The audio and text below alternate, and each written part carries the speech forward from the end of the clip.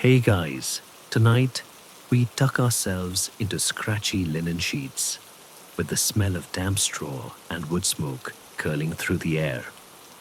You've just arrived at a medieval inn after a day's journey on foot, soaked from the rain, your boots squelching with each step, and your patience thinner than the soup you had at breakfast.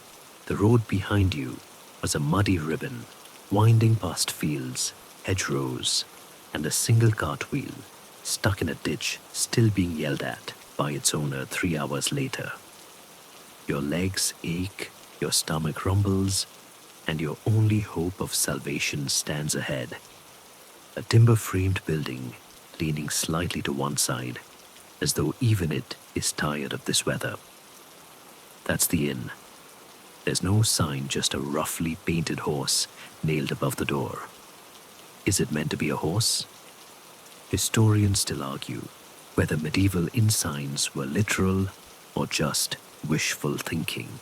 You push the door open and are immediately hit by a wall of warmth noise and the sweet perfume of sweat ale and wet wool. The common room is packed. Patrons huddle around a central fire pit, roaring with laughter or snoozing mid-snore. Tankards clink. A dog, possibly alive, snores near the hearth. You stand there, dripping every eye, turning toward you. The innkeeper notices. He's a stout man, with a beard like an exploded badger, and a face weathered like old leather boots. His smile is not what you'd call welcoming. It's more of a practiced grimace, perfected over years of pretending to be pleased to see people. Still, he beckons you over, wiping his hands on an apron that's seen better centuries. Rains come early, he says, voice like gravel in stew. You'll be wanting a room, eh? Got one left. Mind the stairs, though. Slippery since Marjorie's soup incident. You nod water dripping from your hood onto the already slick floor. As you follow him through the crowd, someone claps you on the back and offers you a bite of something that might be meat or just an optimistic vegetable. The inn creaks with every footstep. The floorboards crumble under your weight, and you suspect they might also be plotting something. A rooster stares at you from the windowsill indoors for some reason. No one seems concerned. The room he shows you to is upstairs barely.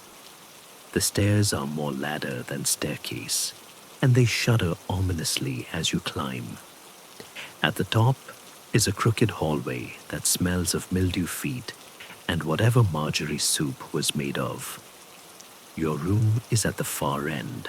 Inside, one straw mattress on a wooden frame, one small stool, a jug of water, and a chamber pot with the personality of a tax collector. The window shutters don't quite shut, and the breeze makes them tap like an impatient ghost. You toss your cloak over the stool, which immediately tips over. You try the bed, it crunches, not with comfort, but with something that may have once been barley. Still, it's dry. Ish. Downstairs, the noise is rising. Someone is singing. Someone else is shouting. A woman laughs so hard, she snorts, and you hear a donkey bray in response. It's unclear whether the donkey is inside or simply feels strongly about the joke. You lean your head against the cool wall, closing your eyes for a moment. You dreamed of this journey, walking through medieval Europe, soaking up the atmosphere, living the past. You just hadn't pictured the atmosphere being quite so pungent. Still, you're here. You're really here.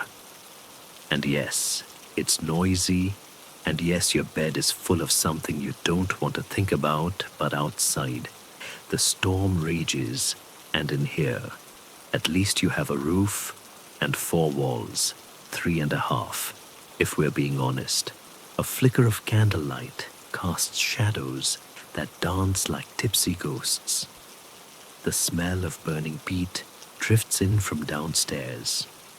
You hear someone, possibly the nun you passed earlier, arguing about whether fish counts as meat if you eat it with your eyes closed. You pull your cloak over yourself, like a blanket, curl up on the lumpy straw, and listen to the murmur of medieval life unfold just outside your door. And despite the itch in your elbow, flea phantom limb emotional trauma, your body begins to relax. One day down, 6 to go. Sleep tight. And maybe don't breathe too deeply. You wake to the sound of someone clearing their throat directly outside your door. Not a polite little ahem, but the prolonged, mucus-filled kind that seems to double as a threat. Then comes the hacking, then the spit, then the unmistakable slosh of someone using the chamber pot. Right in the hallway. Good morning, sunshine. Your neck is sore, your back feels like it's been used as a cutting board, and the straw mattress seems to have developed a personal grudge. You sit up groggily and immediately whack your head on the slanted ceiling beam. It's as if the room itself resents your existence. You throw on your damp cloak, it never dried overnight, and shuffle downstairs, following the scent of smoke, boiled onions, and singed hair. The common room is already busy despite the early hour. Patrons slouch over wooden tables, cradling mugs, chewing slowly, or just blinking into space as though life itself is something they deeply regret. The innkeeper spots you. His beard appears to have multiplied. He lumbers over and slaps a bowl in front of you. Breakfast, he says. Eat it before it eats you. You peer inside. It's porridge. Possibly.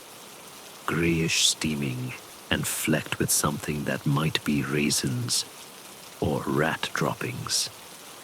You ask for clarification. He grunts. How secret. Next to you, a man in a tunic and a questionable hat stirs his own bowl with what looks like a whittled spoon and says, "Better than last week." That batch had feathers. You nod slowly, take a bite, and immediately regret it. The taste is neutral, like wet wallpaper, with a hint of medieval despair. Still, it's warm. That's something. The innkeeper sits across from you with a creaky sigh.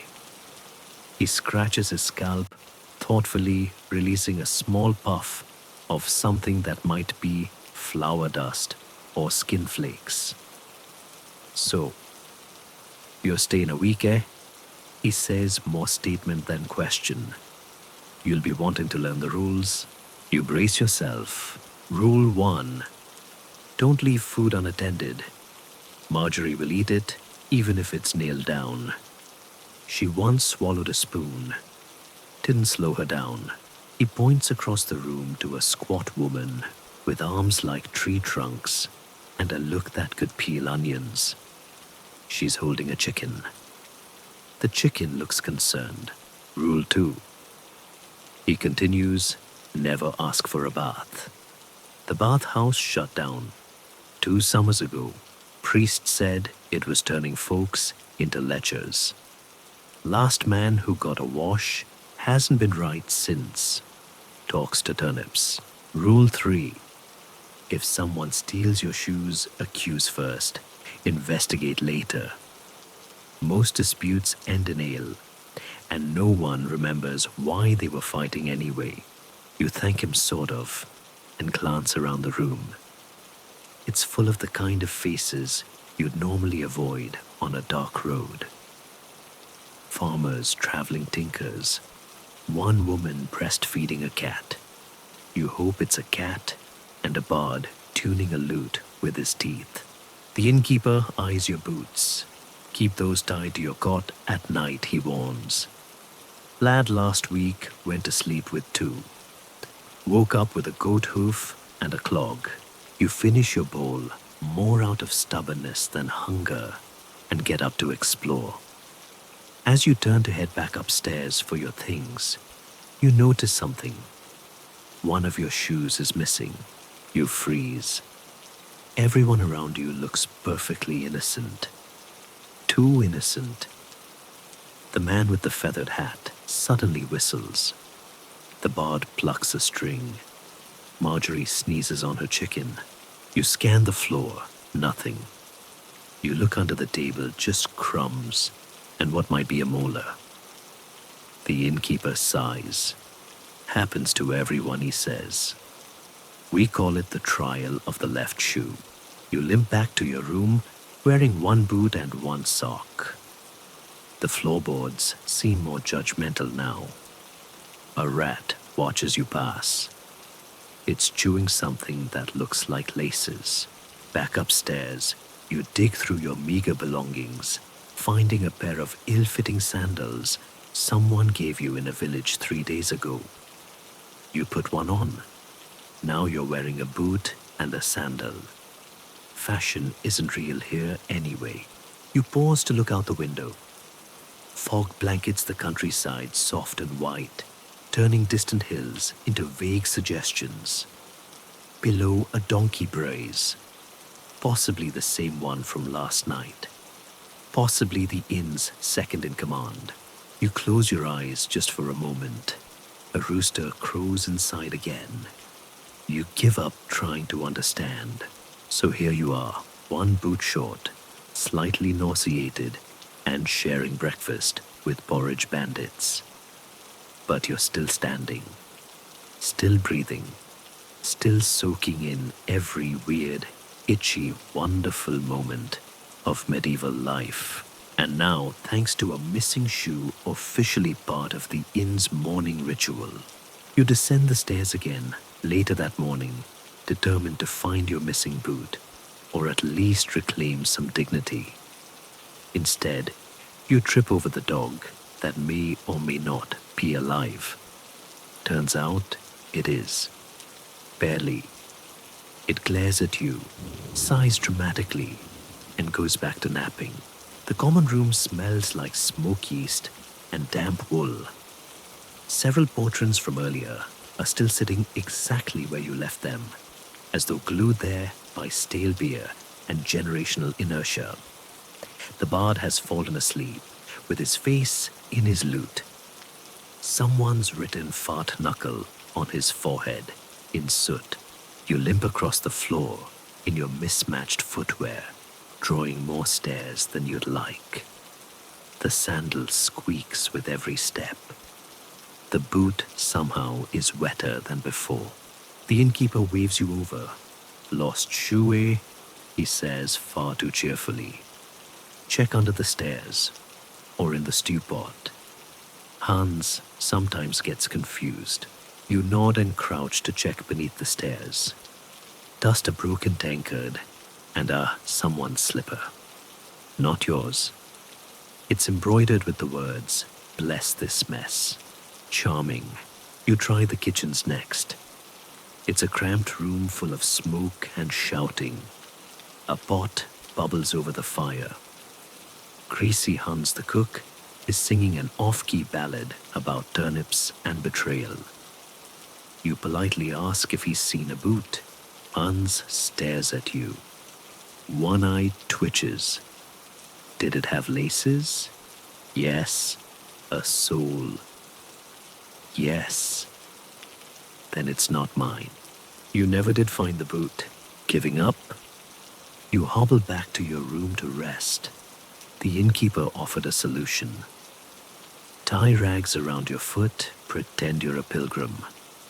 No one questions a limping holy person. As you collapse onto your bed, you realize something: the walls are making noise. Not like structural groaning. Whispering. Actual whispering. You press your ear to the timber. And then I said, "That's not a fish, that's the bishop." The voices are coming through the wall.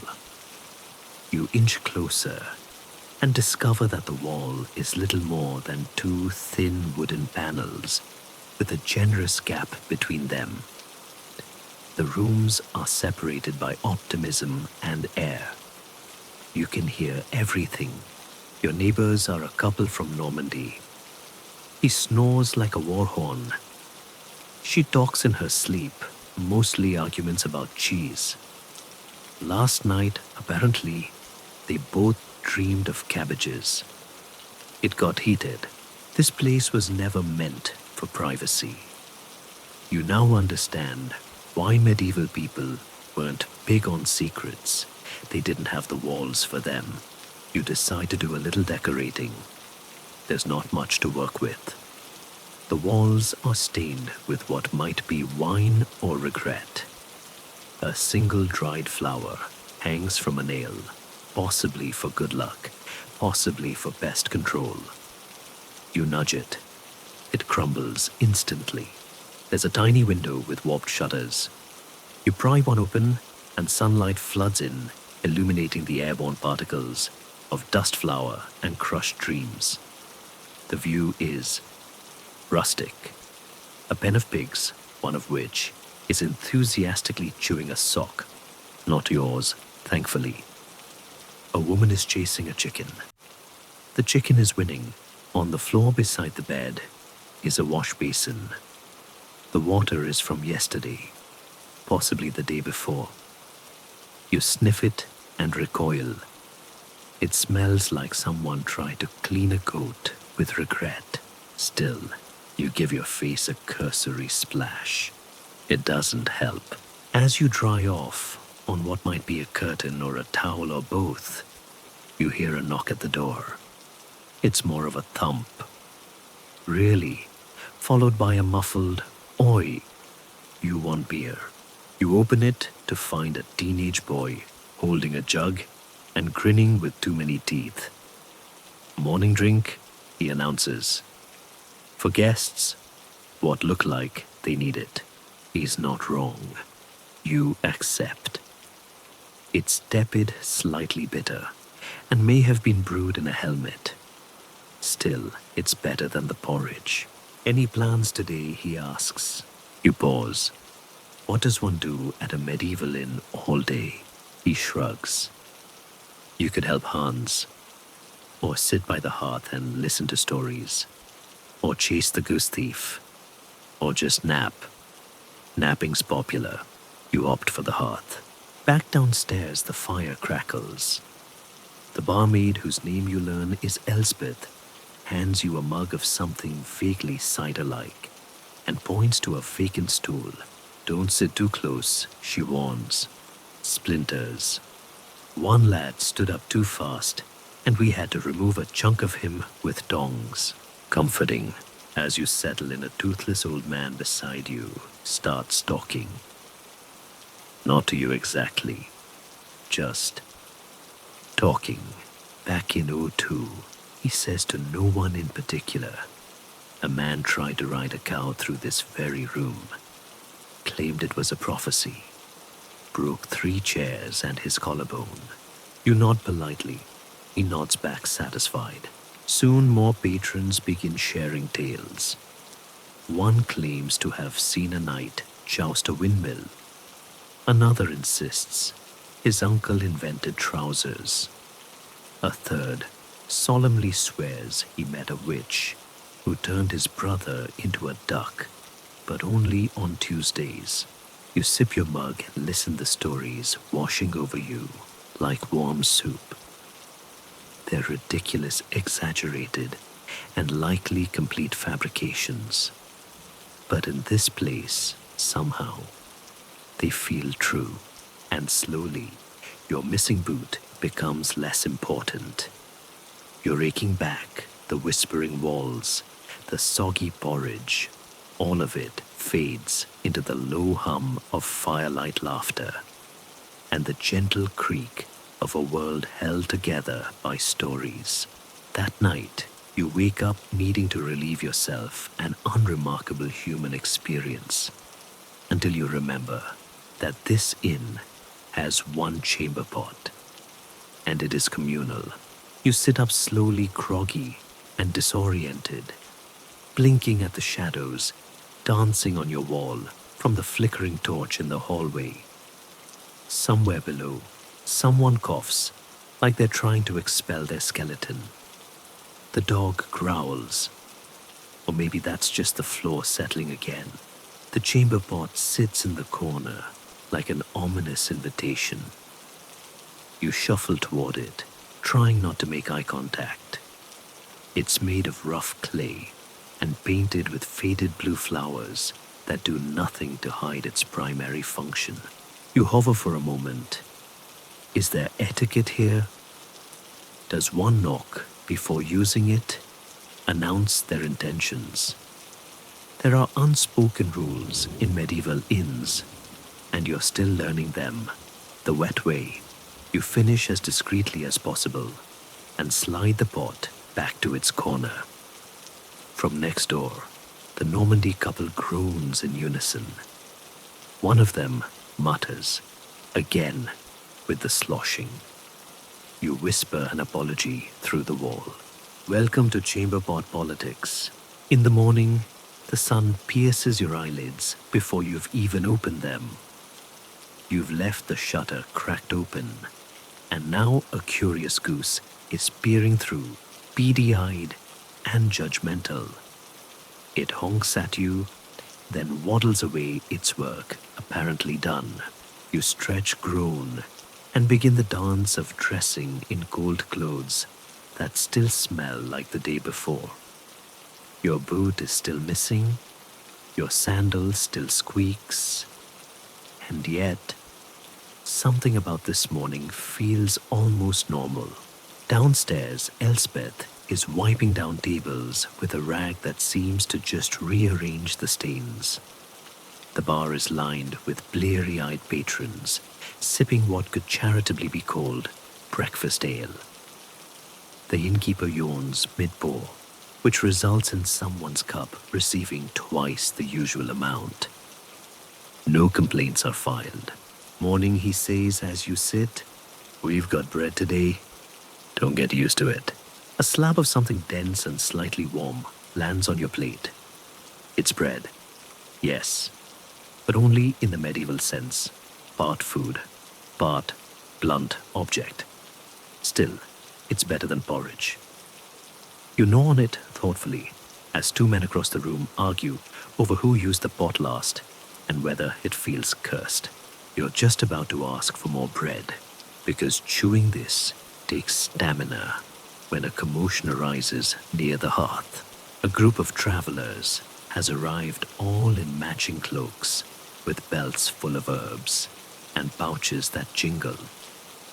Pilgrims, you can tell by the scallop shells pinned to their hats and the general air of piety clashing awkwardly with exhaustion. They shuffle in like a tired choir, murmuring greetings and ordering weak ale with the fervor of men who've had stronger things and been punished for them. One of them loudly praises the Lord for dry benches and walls that don't howl. You inch your stool back. No one wants to be seated next to overly enthusiastic pilgrims before lunch. They begin to sing a psalm, maybe, or a tuneless chant about wheat. It's hard to tell. One voice in the back is particularly nasal. You suspect that one's doing it on purpose. As their chorus fades, the common room falls back into its usual buzz. Someone spills a tankard. Someone else drops a turnip. You don't ask why they had one in the first place. You decide to step outside. The air is brisk, and the inn's front yard, if you can call a patch of trampled mud and chicken prints a yard, is lively. The donkey is eating someone's laundry. A boy chases a duck in slow, determined circles. You inhale deeply and immediately regret it. The outhouse is just downwind. You notice a few guests lingering near a makeshift washing line, discussing last night's dreams as if they're reviewing a theater play. Mine was about a golden pig one says. Spoke Latin, told me to invest in salt. Salt's cursed, another replies. Everyone knows that. Historians still argue whether medieval dream interpretation was superstition, spiritual guidance, or just a consequence of bad stew. Either way, these folks are committed. You wander behind the inn, following a crooked fence to where a few benches sit beneath a gnarled apple tree. One of the pilgrims is seated there now, plucking a lute and humming. Not the bard from earlier. This one looks like he knows more than one song. You sit nearby. He nods without pausing. Nice morning, he says. You nod. Smells like onions. He chuckles. Better than cabbage. Last inn we stayed at smelled like boiled despair. He plays a tune. You listen. For a moment, it's peaceful. The hum of bees, the distant clatter of dishes, the soft squelch of someone stepping in something unfortunate. You find yourself relaxing. Maybe it's the music, maybe it's the freshish air, maybe it's the fact that no one's currently yelling. Back inside the inn is preparing for lunch.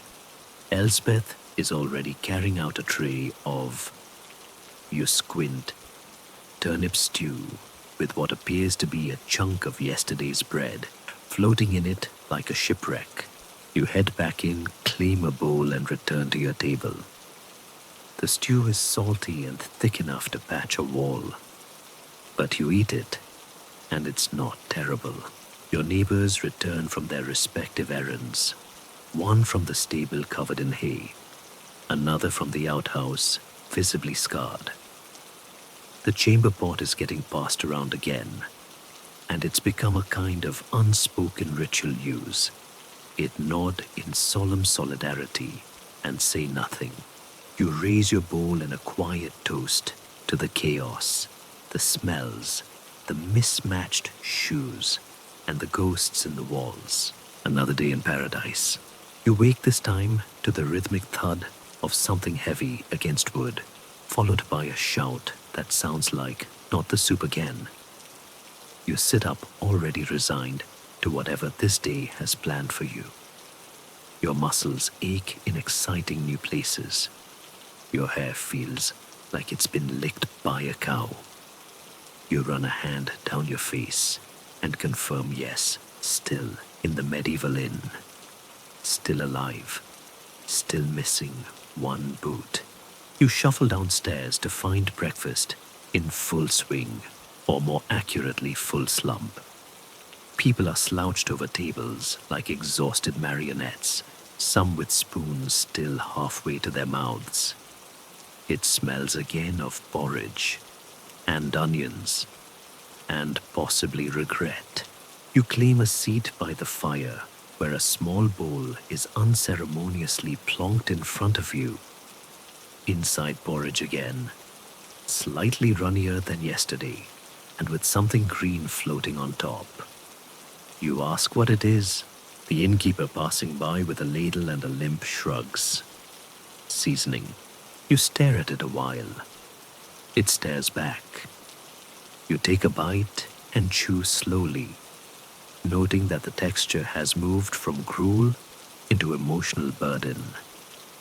Still, it's warm, and it fills your stomach with something that feels like purpose. Across the table, a boy with a nose like a pickled turnip is poking at his own bowl and muttering darkly. Tastes like boiled shoe. Could be boiled shoe, says a man nearby. Cook's been short on oats. You try not to think about it. Once breakfast is over, Elsbeth hands you a scrap of linen and gestures vaguely toward the back of the inn. Wash basin, she says. Try to look less like something that crawled out of the moat. You find the basin in a corner courtyard, half full of cold water, and entirely surrounded by judgmental chickens. You splash your face. A chicken squawks. You splash harder. The chicken leaves. Victory. Returning inside, you notice a mild commotion. Two guests standing near the fireplace, loudly arguing over footwear. You catch the phrase, you call that a boot, and decide this might be the perfect time to investigate your own missing shoe. You wander quietly through the inn, peeking under tables and behind benches. Nothing. Then you spot something your boot, or one suspiciously like it, resting beside the fire. Inside it is a foot, a large hairy foot belonging to a man currently fast asleep, arms crossed over his chest like he's posing for a poorly funded tomb carving. He snores in short, aggressive bursts. You nudge the boot gently. Nothing. You clear your throat. Still nothing. Finally, Elsbeth appears, glances at the scene, and rolls her eyes. "That's Bert," she says.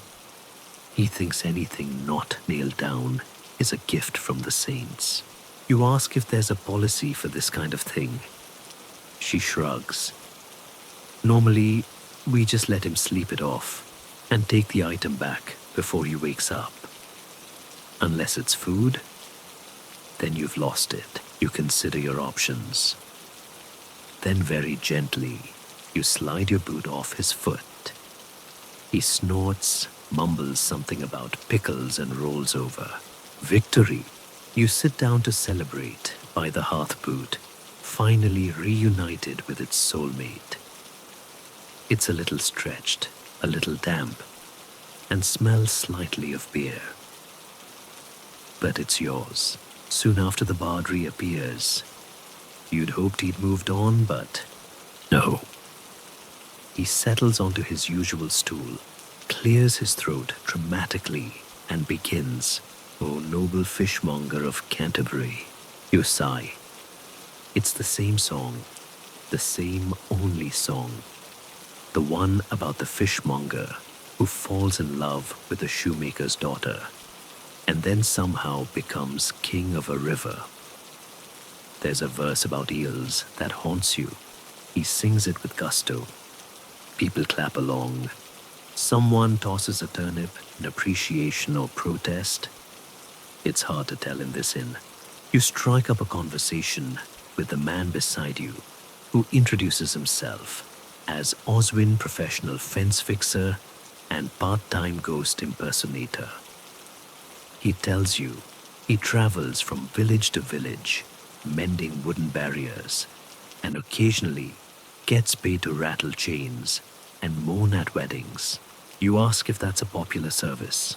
Surprisingly, he says, "Folk around here love a good haunting."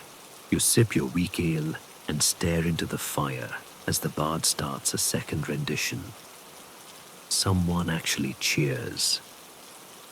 This is your life now. Later, the innkeeper drops a sack of turnips near the hearth with a thud.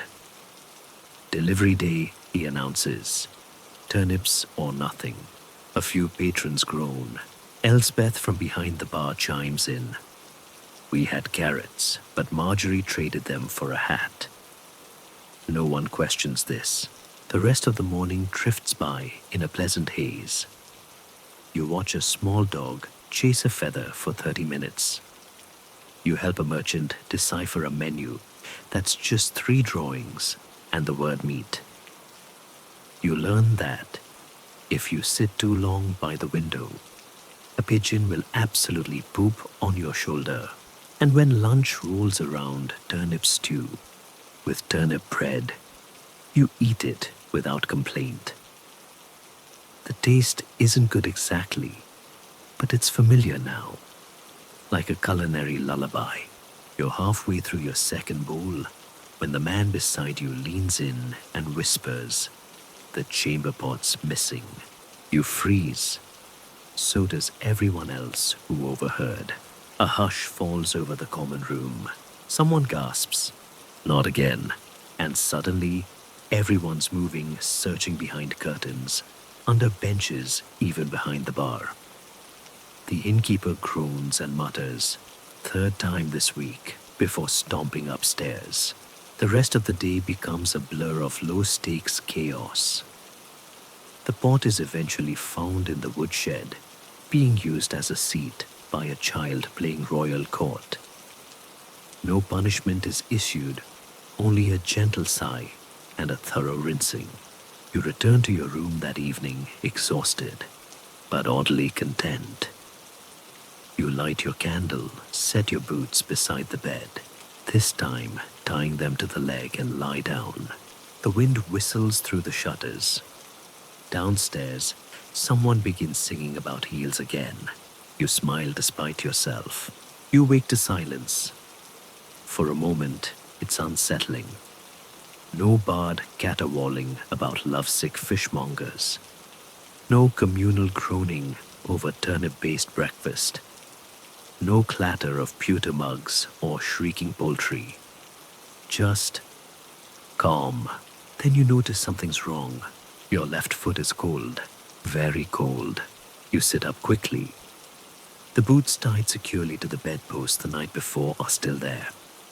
But one has been tampered with, untied, shifted, and mysteriously soggy. You peer at it closer. It's not your boot.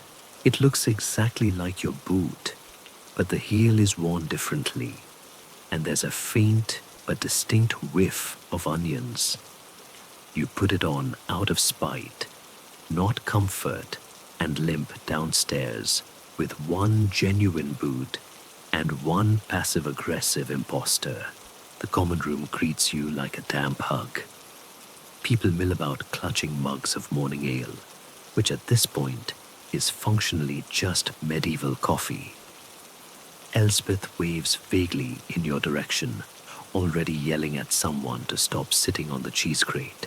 The innkeeper grins when he sees your boots. Ah, the old shoe switcheroo, he says, with a nostalgic sigh. Classic. Last week, someone woke up wearing a pigeon. You don't even blink anymore. You simply ask, where do I find the lost and found? He gestures to a barrel by the door. Inside are 3 gloves, a baby bonnet, 2 unmatched clogs, and a fork shaped like a crescent moon. You spot your boot, the real one, near the bottom. You fish it out and re-establish equilibrium. Balance is restored for breakfast porridge. You try not to ask questions. The texture is wet scroll, and it tastes like it's been made with milk that argued with the cow before leaving. You eat it anyway. You're stronger now. Mid-chew the door slams open, and a man bursts in, wide-eyed and wild-haired, clutching a sack. He's panting heavily. Someone stole my left boot, he cries. You quietly push the imposter boot under your chair with your foot. Nobody says a word. You rise and head outside. It's market day, apparently. You hadn't realized, but the steady hum of life has kicked into high gear. Carts clatter past. Vendors shout. Somewhere, a chicken is screaming for its life. Or maybe it's just being bartered. The town square is a short walk from the inn, a bustle of people mud and uncomfortably alert goats. Stalls line the streets, stacked with turnips, inevitably fabrics, cheeses that could be used as weapons, and questionable sausages hanging like medieval wind chimes. You trail behind the innkeeper, who's making his rounds. He barters aggressively over onions, praises a barrel of salted fish like it's a bride, and nearly comes to blows with a man selling counterfeit eggs. You linger at a pottery stall, admiring a jug shaped like a goose. The vendor leans in conspiratorially. It honks when you pour, he whispers. You consider it. Hard. But your coin pouch contains exactly 3 coins, one of which might be a button. Instead, you buy a boiled sweet from an old woman who tells you it's made of honey herbs and the tears of merchants. It tastes surprisingly floral. Back at the inn, the lunch rush begins. People pour in from the market, clutching baskets, sacks, and various stolen items. Someone is loudly pretending their dog is a service animal. Another man insists his cabbage is sacred and must sit beside him. You return to your usual seat by the hearth and find Oswin, the ghost impersonator, already there, telling a new story. So then I rattled my chains, moaned about betrayal, and old Lady Fenwick screamed like a boiling kettle, paid me in bread and a jar of pickles. Best wedding I've ever haunted. You clap politely. He bows. Suddenly, someone screams from the back room. It's Marjorie. You know it's Marjorie, because only she can scream at that pitch while holding a chicken. She bursts into the common room, looking enraged and oddly wet. Who took my foot-warming pot and left a turnip in its place, she bellows. Everyone goes silent. Even the fire seems to retreat slightly. No one confesses. Marjorie narrows her eyes. "I'll find you," she hisses, then vanishes back into the kitchen, trailing wet footprints and feathers. You resume sipping your ale. It's the only rational choice. That afternoon, the inn grows sleepy. Guests nap on benches. Someone is using a sack of flour as a pillow. You decide to explore the upstairs hallway more fully. Behind one unlocked door, you find a room filled with pickled things, jars of them. Vegetables, fish, possibly a thumb. You close it quickly and walk away. Another room contains a man mumbling to a loaf of bread. You nod respectfully and shut the door. Eventually, you return to your own room where someone has left a small wedge of cheese on your pillow. You look around confused. There's no note. You decide to take this as a compliment. As night falls, a new crowd filters in traders, travelers, and one man dressed entirely in blue, who smells heavily of vinegar. He claims to be a water alchemist. No one stops him. The bard is back. But this time, blessedly, he sings a new song. One about a goose who becomes a bishop. It's somehow worse. You sip your evening ale. Feet finally in matching boots. Belly full of something vaguely nourishing, and brain pleasantly dulled by the warm buzz of medieval absurdity. Then the lights flicker, and someone whispers the ghost's back. You raise an eyebrow. The innkeeper just sighs. "Third time this week," he mutters. You smile. You're starting to feel right at home. You wake in darkness to the unmistakable sound of tiny feet pattering across your forehead. You swat blindly.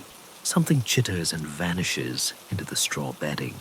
You lie still for a moment, pondering whether that was a mouse, a particularly spry flea, or a hallucination brought on by last night's herbal ale. Either way, it's too early for rodent diplomacy. You reach for your boot tappet to ensure no one's moved in during the night and slide it on. All clear. The cheese left on your pillow is now gone. Either you ate it in your sleep or something else did. Either answer is unsettling. You head downstairs, yawning. The hearth is low and glowing faintly, casting sleepy shadows across the room. A few guests are already awake, blinking into the morning gloom like confused owls. One man is snoring with his eyes open. Another is betting a sack of barley. Elspeth shuffles by with 2 tankards of something warm and sloshing, which smells suspiciously like boiled cabbage tea. "Morning," she says, clearly not meaning it. The innkeeper greets you with a grunt and a nod toward the fire. "You'll want to warm your feet," he says. "Cold floors got bite today." You sit and toe off your boots, letting your poor feet splay toward the fire like a pair of exhausted pancakes. The floor is cold, and your toes are angry at you for subjecting them to it again. After a moment, a grizzled man with a face like wrinkled parchment shuffles over and drops onto the stool beside you. He smells like old ale and dried beans. "Sleep all right?" he asks. You shrug. "Something ran across my head." He nods unsurprised. "Fleas." You blink. "That big, you ask?" He shrugs. "Could have been a small rat, but likely fleas. They're clever this time of year." You ponder this quietly while spooning breakfast into your mouth. Today it's porridge again, but with an adventurous smattering of what might be dried fruit or possibly overcooked beetle. You decide not to ask. The man introduces himself as Tam. "Rat catcher by trade," he says proudly. "Also do a bit of whisper catching on the side." You stare at him. "People pay me to eavesdrop," he explains. "Some folk call it gossip. I call it intelligence gathering." You ask how business is. He shrugs. "No shortage of rats or secrets, just shortage of coin." He begins regaling you with tales of his greatest catches. There's the one-eyed rat of Whitstable, who allegedly lived for 7 years and outsmarted 6 cats. And the pie thief of Dorset, a rodent, who once made off with a whole mutton pie during a wedding. You listen equal parts entertained and mildly nauseated. Tam leans in. "Word of advice, don't sit on the hearthrug after dark." You frown. "Why?" "Rats nap there. Territorial them ones." You glance down at your boots, currently too close to the rug for comfort. You inch them back discreetly. The rest of the morning drifts by like a contented cow. A gentle lull settles over the inn. Someone hums a tune near the window. A barmaid balances mugs on one hip like it's an Olympic sport. The sun peeks through the clouds outside, briefly illuminating the ever-present mud. Midday brings a fresh wave of travelers, saddle-sore merchants, peddlers of dubious ointments, and a scholar who insists he can read clouds. The innkeeper stashes their coin and luggage with military precision. You get recruited to help carry a suspiciously heavy sack labeled "class beads" and possibly onions. You don't ask. In the corner, Marjorie is holding a private conversation with her chicken. You catch snippets. "No, Gertrude, not again. That's not your nest." The chicken clucks like it's offended by the accusation. As the afternoon wears on, your thoughts drift to the creatures sharing your quarters. You decide it's time to get serious. You corner Tam near the back room and ask for his professional advice on fleas. He narrows his eyes. "You want to reason with them," he says gravely. You blink. Talk nice. Lay down ground rules. Offer a trade your elbow for the rest of your body. You stare. He shrugs. "Or throw dried mint in the straw." That works too. You spend the next hour rummaging in the herb sacks near the kitchen. Greasy Hans catches you and nearly accuses you of theft until you explain. He nods solemnly and hands you a bundle of questionable greenery. "Not mint," he says, but it confuses him. Back in your room, you scatter the herbs over the bedding like some strange ritual. It smells like feet and boiled spinach, but if it makes the fleas hesitate, it's worth it. That evening, the inn comes alive once more. The bard, yes, that bard is back with another rendition of the Fishmonger's Lament. You notice a few patrons mouthing the words, along as if they too are cursed. You stay near the fire. Tam joins you again this time with a mug of something steaming and opaque. Rat stew he offers. You decline politely. He shrugs. Your loss. Good for the joints. Across the room, someone starts dancing. Alone, dramatically. Possibly due to drink, or possibly because they stepped on a hot coal. It's hard to tell. You finish your mug, thankfully not stew, and head up early, determined to reclaim your bedding from its tiny, jumpy overlords. Your room smells like a compost heap, and a spice rack got into an argument. The straw rustles when you lie down, possibly a sign of success, possibly a tiny protest. You pull your blanket tight, sigh into the darkness, and whisper, "This is fine." And for reasons you can't quite explain it, you wake up to the sound of someone whispering about sausages. Not to you, just near you. Through the wall. In the kind of hushed, urgent tones usually reserved for sacred rites, or discussing where to hide a body. You press your ear against the wood and hear, "And I told him if he wants another sausage, he better earn it." A pause. With beats Doreen, beats, you roll away rubbing your eyes. It's early morning again, or perhaps just very late night. It's hard to tell in a room with no working timepiece and a window that lets in more gossip than sunlight. You make your way downstairs, drawn by the smell of wood smoke, boiled something, and the unmistakable scent of wet wool. The fire crackles gently. Elspeth is already up, sleeves rolled hair, in a ragged braid, and expression set to barely tolerating this timeline. She nods at you and sets down a bowl. Today's breakfast is porridge. Again, you don't even flinch. This morning, however, something is different. There's a murmur in the air, a hum of excitement. People are gathered closer together than usual, speaking in hushed tones. You catch bits of conversation. He came in just before dawn. Had 3 belts, I swear. Said his horse can count. The hearth-fire crowd is especially abuzz. You lean in, slurping porridge quietly, and catch the gist. A storyteller has arrived, not just any storyteller.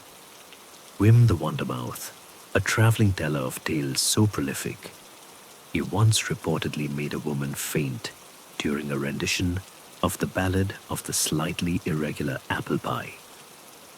Historians still argue whether Wim actually existed or whether he's a composite figure like Robin Hood, but with worse hygiene. You glance toward the corner booth.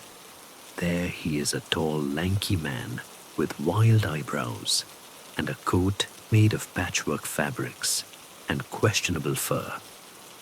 A massive satchel sits beside him, stuffed with scrolls, dried fruit, and what looks suspiciously like a hand puppet.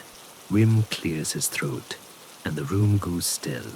With a theatrical flick of his fingers, he announces, "Gather round, gather near for a tale of misfortune, mystery, and mead." Elspeth groans and brings out the cheap cups.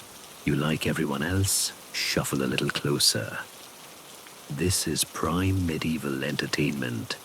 No lute needed, no ferrets involved. Yet just a man, his stories, and possibly a moral, if you're lucky. Wim launches into a yarn about a man who traded his shadow to a baker in exchange for an enchanted rolling pin. The rolling pin, it turns out, only makes flat bread, and the man's village eventually revolts due to lack of puffiness. Somewhere in there, a talking goat offers unsolicited advice. It's riveting. Midway through, Marjorie's chicken gets involved, fluttering up onto a table and squawking dramatically. During a key emotional beat, Wim doesn't miss a step. Ah, yes, he nods, and this was the chicken in question. You applaud. Everyone applauds. The chicken preens. As the story ends, a man in the back shouts, "To the one about the haunted sausage." Wim nods solemnly. In time, the innkeeper, clearly loving the free morale, boost waves for another round of ale, watered down, of course, but with just enough fizz to make people believe they're celebrating. By late morning, the inn is alive with conversation. People trade favorite stories, argue over plot points, and one old woman insists she knew the shadowless man and that he owed her 6 pence. You step outside to breathe in the fresh air, which smells faintly of horse and aggressively of cabbage. Market stalls have begun to reopen, and someone's trying to auction off a shoe said to have belonged to a saint. It looks suspiciously like your old mismatched one. You wander back in just in time to catch Wim's second story, a tale of a nobleman who falls in love with a ghost who only appears during thunderstorms. The moral, loosely interpreted, is always knock twice before using the cellar. You make a note. After lunch, turnip stew with something crunchy and unexplained, you and Oswin, the ghost impersonator, find yourselves seated by the fire again, basking in the afterglow of 2.5 stories, and a surprisingly passionate debate over how many saints have actually exploded in legend. Oswin sighs contentedly. "Reminds me of my cousin," he says. "Used to claim he was half ghost. Said his left foot passed on before the rest of him." You nod as though this makes perfect sense. Wim begins his final tale of the day just before supper, and it's a quiet one, a soft, strange tale about a widow who steals stars and bakes them into pies.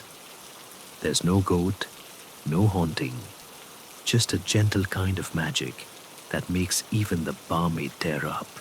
And for a moment, in this lopsided, flea-infested inn, time softens. Even the bard is silent. Even the ale stops sloshing. Even Marjorie's chicken settles down. You clap with the rest. You don't even care that supper is once again a bowl of steaming onions and bread that could dent armor. That night, before you climb into your itchy straw bed, you find a scrap of paper tucked under your pillow. On it is a single line scribbled in curling ink. "If you lose your shadow, follow the moon." You stare at it, smiling, as a flea launches itself across your arm. You sigh, pull your blanket up, and whisper to the darkness, "Not tonight, Wim. Let me dream without a goat." You wake to a curious fizzing sound and an odd sensation at the back of your throat, as though someone poured flat beer into your sinuses and whispered, "Good luck." You sit up. The room spins slightly. You blink. Then you sniff. Yes, that's yeast. You shuffle downstairs, following the strange scent trail and the faint sound of bubbling. The common room is already humming, literally. There's a strange resonance in the air, like the building is buzzing under its breath. You spot Elspeth leaning over a row of mugs on the bar.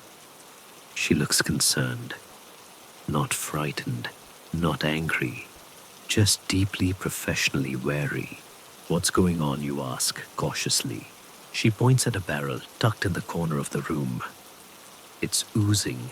"We tapped the new ale this morning," she says. "It's lively." You stare at the barrel. Something inside it burps. "I don't like that sound," you say. "No one does." She replies, but the innkeeper insists it builds character. As if on cue, the innkeeper himself stomps in with his usual morning enthusiasm. which is to say a loud sigh and a cracked mug in each hand. Best batch yet, he declares, ignoring the foam slowly crawling down the barrel like it's considering an escape. Brewed with extra root bark, gives it a kick. Oswin, the ghost impersonator, appears beside you, already holding a cup. It fizzes in the mouth, he says, then adds, after a pause, and in the nose, and the ears. If you're unlucky, you reluctantly accept a mug. Its warm smells faintly of moss and pulses slightly when you hold it up to the light. You take a sip. It bites, not in the spicy, flavorful way, in the actual way. You could swear it nipped your tongue. You blink through the aftershock, your ears ringing faintly. Elsbeth leans in. We think it's still fermenting. In real time. Shouldn't that be dangerous? She shrugs. It's ale. Across the room, someone burps so forcefully, it knocks their hood off. You decide to set your mug down. Breakfast arrives with no fanfare. A piece of dark bread so dense, it has a gravitational pull, and a spoonful of what might be bean paste. The innkeeper assures you the beans were washed once. You try not to ask with what. Today's gossip at the hearth centers around the ale, specifically whether it's technically alive. Marjorie insists it cured her foot rash. Tam the rat catcher claims it made a mouse confess to stealing grain. Whim. The storyteller, still loitering after yesterday's triumph, sips it slowly and announces, tastes like regret. And elderberries. He approves. You join a cluster of travelers who are debating whether to bottle the stuff and sell it to alchemists. They love dangerous fizz, one says knowingly. One of them blew up a bathtub with beetroot mead. As the room buzzes louder, both metaphorically and possibly literally, the innkeeper makes an announcement. To celebrate our new brew, he says we'll host a drinking contest tonight. Winner gets free stew and half a wooden spoon.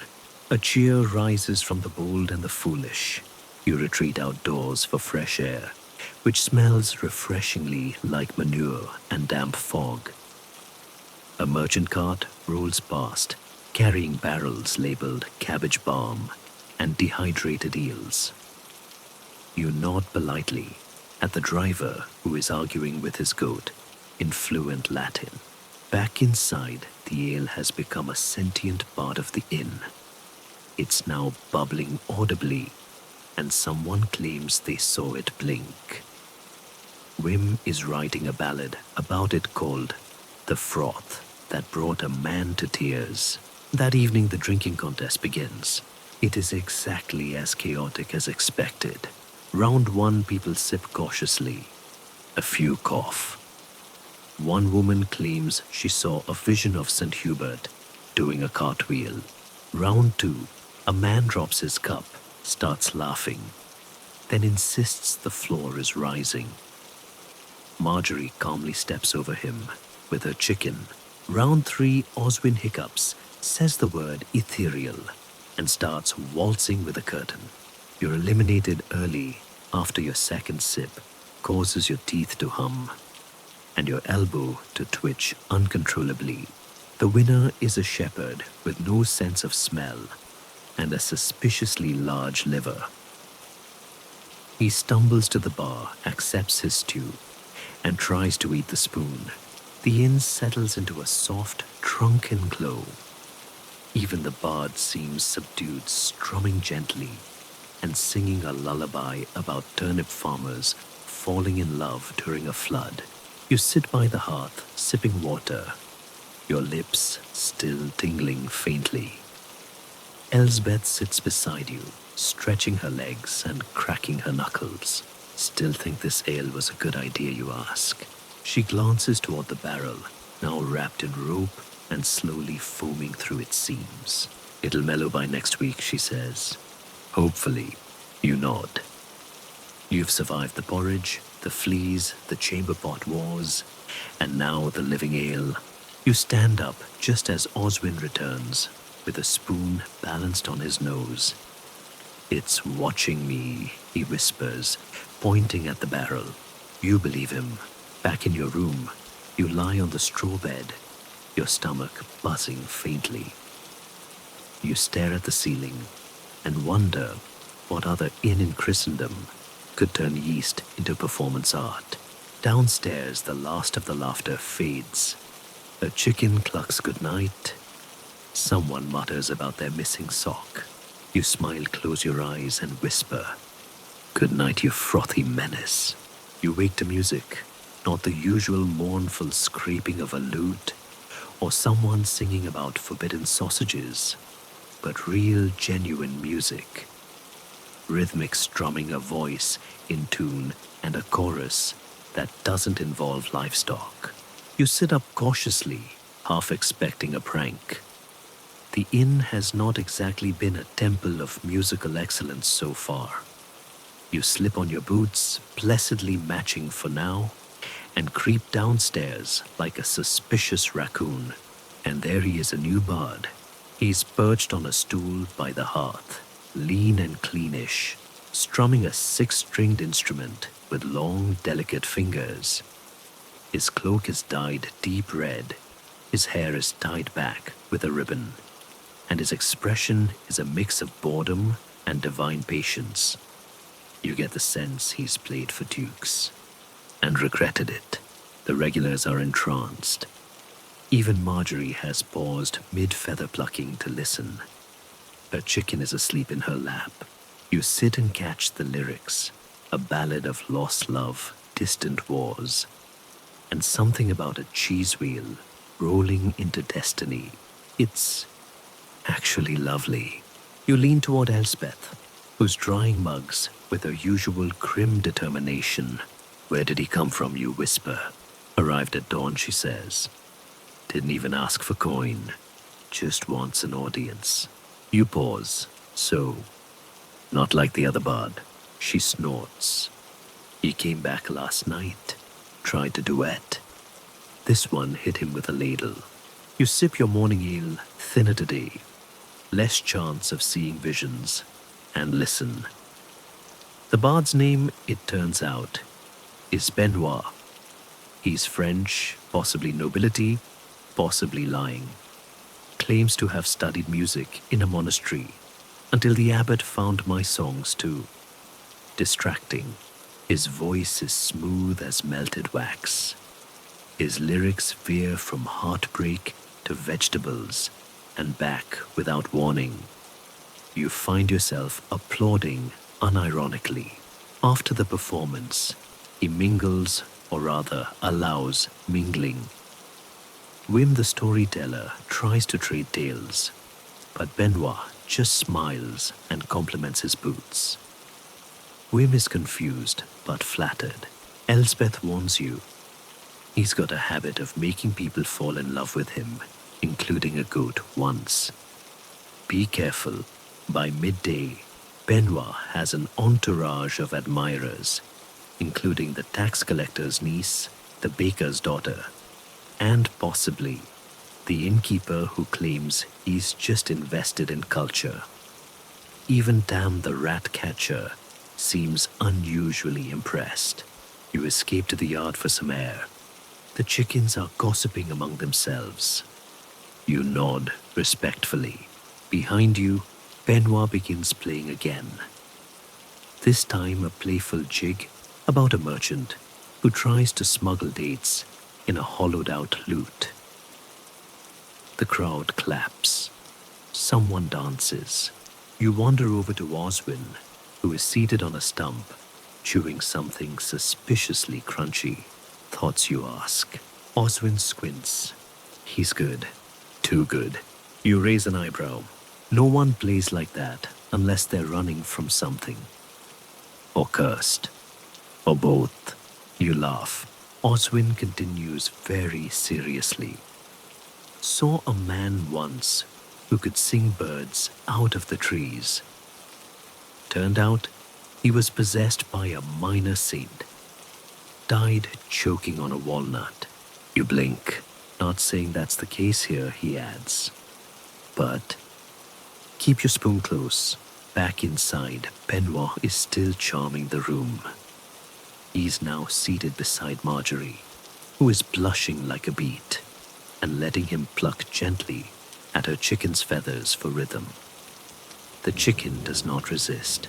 Elspeth serves lunch onion stew and barley bread, and mutters, "If he sings to that bread, and it rises, I'm marrying him." You eat quietly, watching Benoit hold court like a sleepier Apollo. Everyone is softer around the edges. Even the inn seems brighter, the fire crackling with less menace and more ambiance. By late afternoon, though, the atmosphere starts to shift. The other bard returns. You hear him before you see him, warbling his signature verse about the fishmonger king and crashing through the door with his lute in one hand and a jug in the other. He freezes when he sees Benoit. Benoit doesn't even look up. It is unmistakably a musical duel. You don't breathe. The regulars hold their mugs mid-sip. Someone drops a spoon. Marjorie gasps. Her chicken faints. The old bard strums defiantly. Benoit plucks a single note. The air tenses. Then suddenly Benoit begins to play. It's a fast, sharp melody, bright as broken glass, and utterly hypnotic. The old bard tries to follow, but stumbles. His lute slips. He strums again, wrong key. Benoit doesn't even glance his way, just plays, and smiles. The song ends. Silence follows. Then applause, stomping, a cheer. Even the barrel of fizzing ale bubbles approvingly. The old bard mutters something about unfair tunings and slinks out defeated. Benoit shrugs down the rest of his ale and starts tuning again. That night, the mood is light, buoyant. Someone tries to juggle. A couple dances. Wim offers to haunt something for fun. The innkeeper hums while wiping mugs. You sit back in your chair legs, stretched toward the fire, as Benoit begins a soft lullaby about a lovesick blacksmith and his talking anvil. And for once, sleep feels very close. You head upstairs, the melody still in your ears. You light your stub of a candle, collapse onto your straw bed, and murmur, "Benoit, please don't be cursed." But even if he is, at least he sings in key. You wake up face down in straw, with music still stuck in your head. Not just any music, Benoit's music. It's become some sort of melodic parasite, looping endlessly in your brain, like a dream you can't quite shake. Worse, you're humming it as you roll out of bed, which feels like betrayal. Downstairs, the inn is buzzing. Today is market day. You know this before you even reach the stairs, because the volume has doubled, and someone has apparently brought a goat inside again. Also, there's a cart parked halfway through the front door. Not outside, through. As in, someone tried to roll it in, realized it wouldn't fit, and then just left it there. You sidle past a pile of onions and into the common room where chaos reigns in its most fragrant form.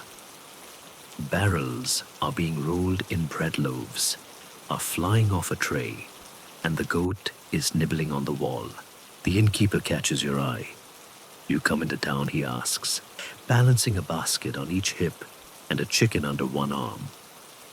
"We are low on salt eggs and patience." You shrug on your cloak and nod. Market day sounds eventful. You join the caravan. 2 carts, 3 large women, 1 thin man with a bell, and you marching down the rutted lane towards the town square. It's not far. But it takes forever because one of the carts keeps losing a wheel and no one agrees on the best path through the mud. There's an argument about sheep rights and a brief detour to chase a cabbage that escapes into a ditch. When you finally reach the square, the chaos expands. The market is everything and nothing you hoped for. There are stalls selling vegetables that could double as weapons, tables piled high with second-hand shoes, third-hand spoons, and mysterious jars full of cloudy liquid labeled for health or hair. One vendor is selling miracle cheese, which smells like it's already been through a miracle and survived. You help the innkeeper barter for salt with a woman who insists on trading in riddles. Then you watch him argue with the fishmonger over eel freshness. That eel's been dead since St. Martin's Day. So you, and you're still flapping. You find yourself drawn to a stall selling wooden carvings, saints, devils, and what might be an anatomically creative attempt at a horse. The old man behind the table grins toothlessly and offers you a lucky pig. It's just a lump of wood with a snout. You buy it anyway, while the innkeeper haggles over turnips with the intensity of a general at war. You wander deeper into the market. There's a puppeteer doing a grimly cheerful performance of the bishop and the beanstalk. There's a boy selling hot pebbles for foot warmth. A man in robes shouts about fire sin and fermented milk. And then geese, so many geese. They burst out from behind a stall like feathery bandits, honking with purpose. A woman screams. A man throws a ham. You dodge instinctively, only to be clipped by a goosewing and drop your lucky pig. It vanishes under the trampling crowd, lost to poultry fate. The geese disappear as quickly as they came, leaving feathers, mild injuries, and emotional trauma in their wake. You return to the innkeeper, bruised but intact, just as he finishes bartering for a sack of flour and a small barrel of what he calls monk cider. It smells like fermented apple and confession. Back at the inn, the unloading begins. A crowd gathers as the new goods arrive. Everyone wants a peek. The tax collector's niece tries to steal a turnip. Marjorie argues that the eggs look too clean to be real. Tam offers to taste test everything for traps. You manage to sneak a bit of bread and apple for yourself and retreat to the hearth. Wim is there, scribbling in a notebook. Write anything good today, you ask. He nods. Saw a man buy leeches and a spoon from the same stall. That's a story and a metaphor. Benoit reappears in the late afternoon, looking perfectly pressed, despite the general dustiness of existence. He nods, once tunes his instrument, and begins playing as if the market madness never happened. Dinner is stew, root vegetables, onion broth, and something unidentifiable that tastes a little like regret. It's better than expected, though, especially when paired with a mug of the new cider, which has the mild effect of making your cheeks feel like they're humming. Someone starts dancing. You don't know who. You just know there's clapping, and then Wim is up twirling with the tax collector's niece, while Oswin tries to juggle turnips. Badly. You watch from your usual spot, exhausted and content. Your feet hurt. Your shoulders are sore. But your belly is full, and your face aches from smiling. You think about the market, the noise, the smells, the absurdity of a goose-led panic. And somehow, that lump of carved wood, the lucky pig, you feel like it still made its way back with you. even if it's just in spirit. You climb into bed that night, dream of dancing vegetables, and smile at the idea that somewhere, someone is still running from a very determined goose. You wake up slowly, warm under your scratchy blanket, the faint aroma of last night's stew still lingering in your nose like a memory you're not entirely sure you consented to. For once, there's no immediate shouting, no chicken related emergencies, no missing footwear, just peace, which is suspicious. You sit up cautiously listening. Silence. You slip out of bed boots, still where you left them, praise be, and creep downstairs. The common room is quiet, too quiet. A few embers glow in the hearth, and a faint trail of flour leads toward the kitchen. That's never a good sign. Then you hear it, a slow, methodical rant echoing from somewhere near the back of the inn, drifting into the main room like a sermon delivered by someone who's been interrupted one too many times. And another thing, back in my day, a lantern meant something. A man with a lantern could walk these streets without being mistaken for a turnip vendor or a wandering minstrel. The voice grows louder. You glance at Elspeth, who's just emerged from the kitchen carrying 2 mugs of ale and an expression of mild dread. He's back, she says. Who, you ask? The night watchman. You've heard of him. Every town has one. A grizzled sentinel of the streets. A man with a bell, a lantern, and a deep personal grudge against modernity, which in this case includes anything invented after 12 dwarfs. The door bursts open, and there he stands, cloak-flapping lantern, swinging boots, caked with righteous mud. He storms in like a storm that's also mildly offended. Hark, he shouts. I bring word from the streets. A pause. No one asks him what the word is. He tells them anyway. The word is chaos. You sip your ale. He slams his lantern on the table and launches into his usual tirade. Apparently, someone left a privy door open. A dog stole 3 candles, and most scandalously of all children were seen laughing after sunset. Laughing, he bellows, as if it were a crime, punishable by trebuchet. Elspeth nudges you. Want to know what really happened? You nod. A goose knocked over his lantern, and he tripped into a water trough. He's been spiraling ever since.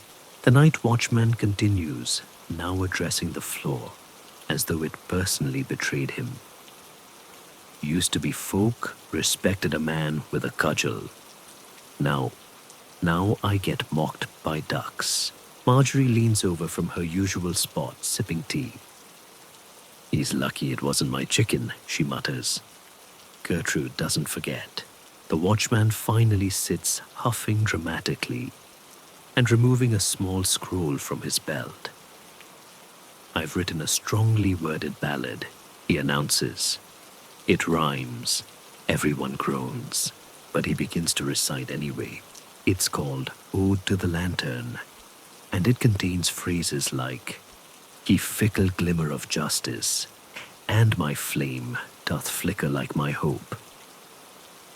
Benoit winces.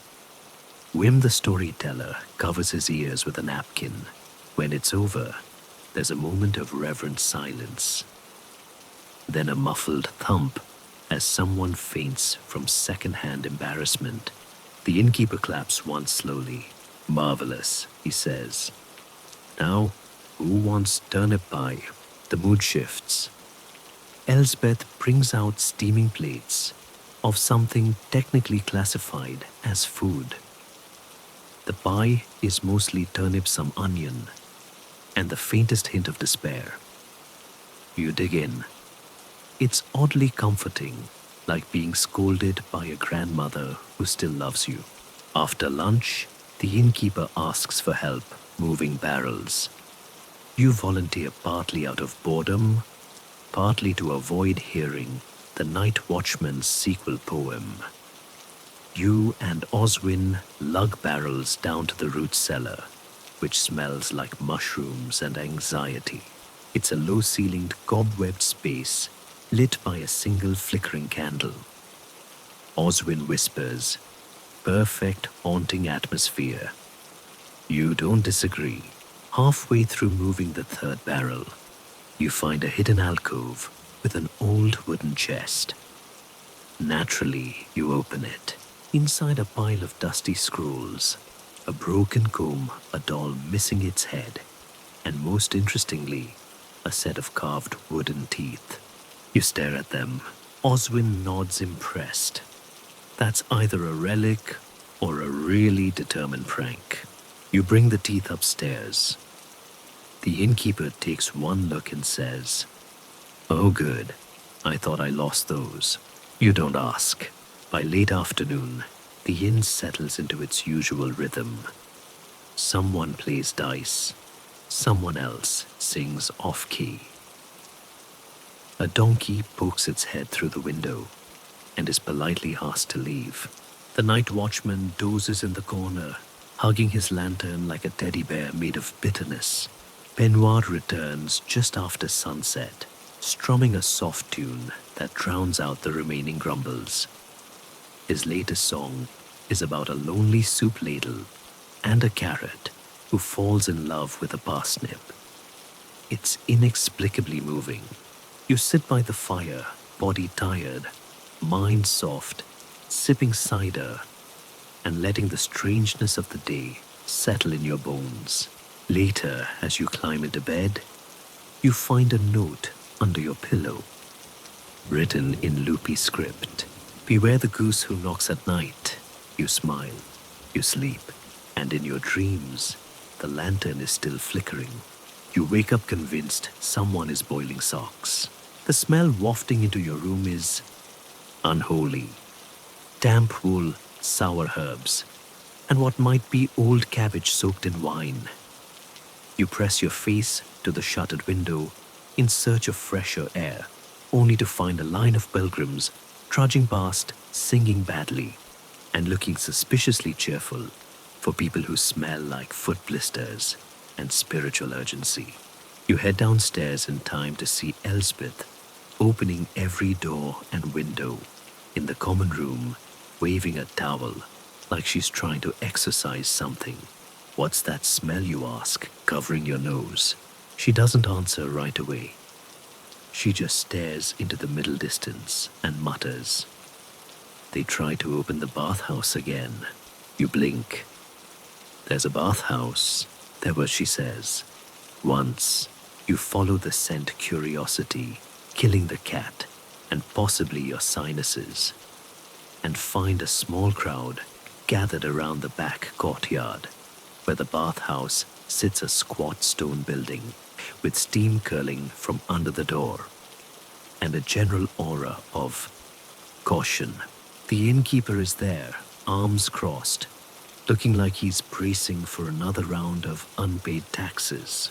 You ask, "So, the bathhouse?" He sighs. "We had it cleaned, mostly." Brother Willard came by and said it was time to restore the virtue of collective bathing. You raise an eyebrow. "Isn't he the one who got drunk and baptized a goat last week?" "That goat was deeply moved," he mutters. "Anyway, he's gone now." But the bathhouse remains. Someone opens the door. Steam rushes out like an offended spirit. Inside, you glimpse a low-tiled room with benches, buckets, and a large communal tub filled with vaguely green water. There are herbs floating in it, possibly feet as well. It smells like someone boiled a salad inside a boot. The innkeeper pinches the bridge of his nose. It's supposed to be relaxing. A woman behind you mutters, "I relaxed once in there and came out with 3 new warts and a very specific rash." Someone else chimes in, I saw a leech wave at me. You edge closer and peer in. There are 3 people inside, 2 pilgrims, and 1 merchant sitting in the water and humming a hymn that seems to be about mold. You say so. Is it safe? The innkeeper shrugs. Historians still argue whether medieval bathing promoted cleanliness or spread disease. Personally, I say wash once a month, pray daily, and never trust bubbles. Elsbeth hands you a ladle. If you're brave, pour it over your head. If you're smart, don't. You thank her and back away slowly. Later at lunch, the bathhouse becomes the talk of the table.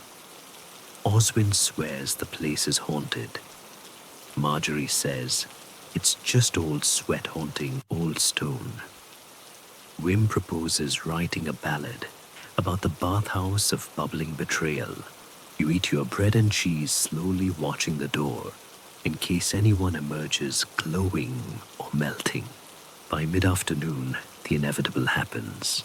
A bather bursts into the inn, dripping wet, eyes wide, skin tinged slightly green. He staggers to the hearth and whispers, "It moved." Everyone freezes. What moved, Elspeth asks. He shakes his head. The water. It breathed.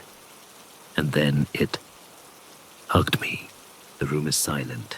Then the night watchman, ever ready to escalate, stands and declares, "Demon bath water."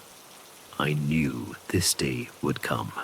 He rushes outside, banging his lantern on the door frame for emphasis. To arms. No one follows. The rest of the day, people visit the bathhouse one by one. Most don't go in. A few brave souls return soaked and contemplative. One man claims he saw his past life in the water. Another just screams pickled and leaves the inn entirely. That evening, the bathhouse is shut once again. Door-barred herbs scattered over the threshold, and a crude sign nailed to it. Here be wet folly. Back inside, Benoit performs a gentle tune about a washerwoman who falls in love with a sentient sponge. It's weirdly touching. Someone weeps softly into their cider.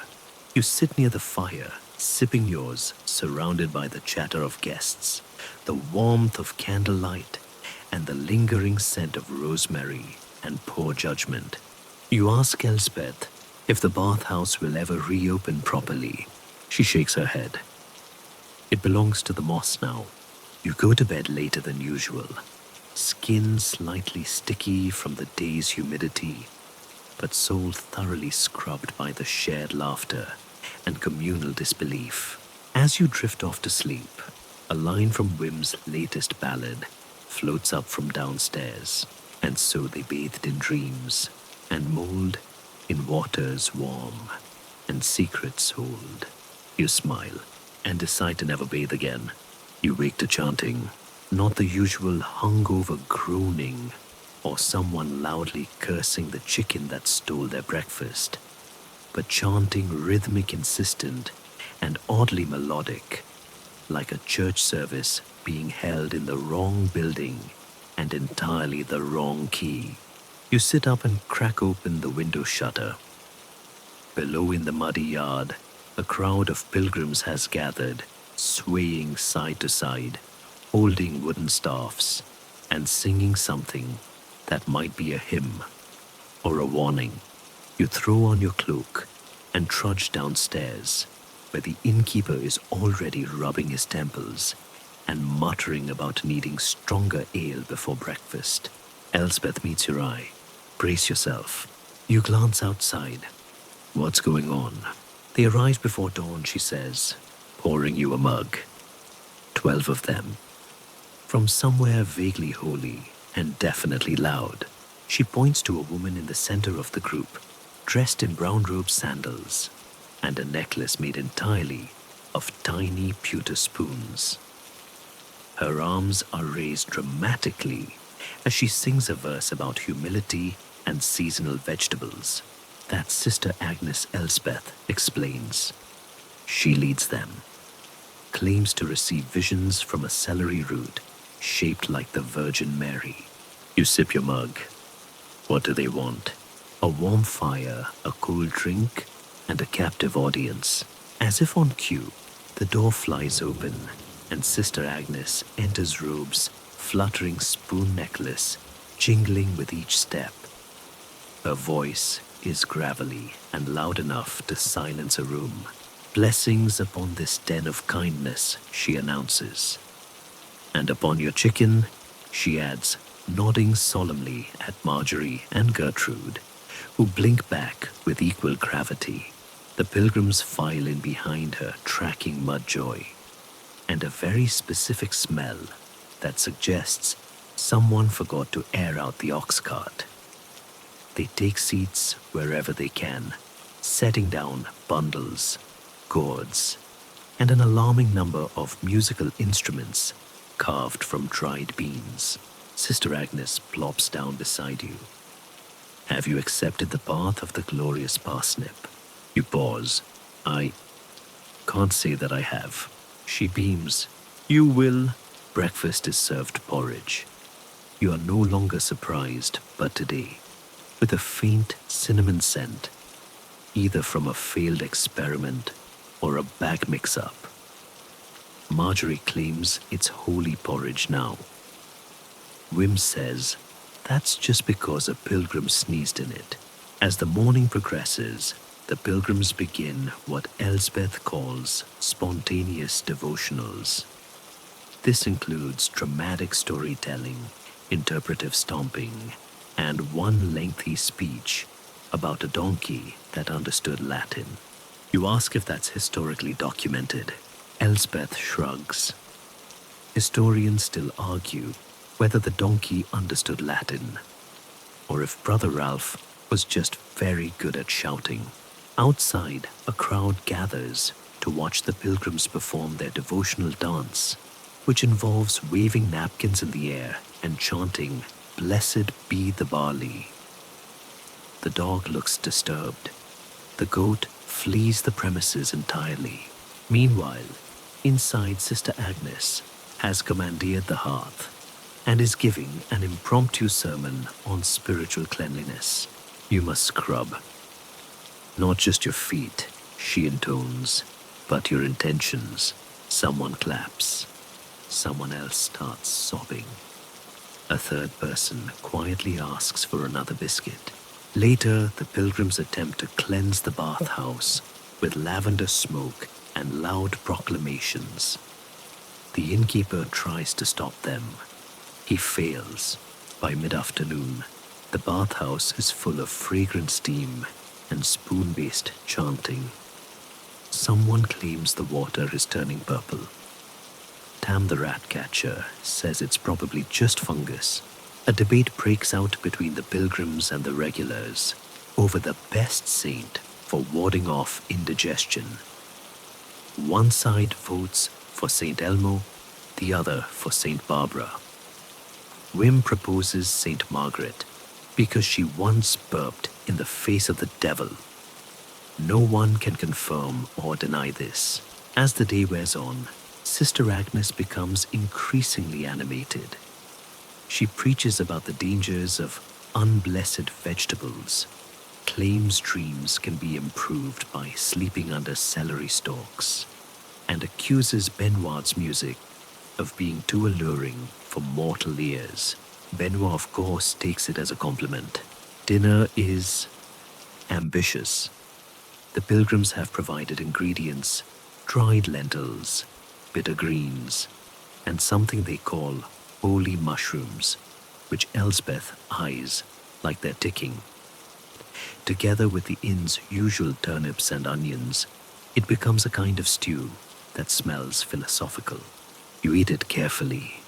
It tastes complex, earthy, possibly introspective.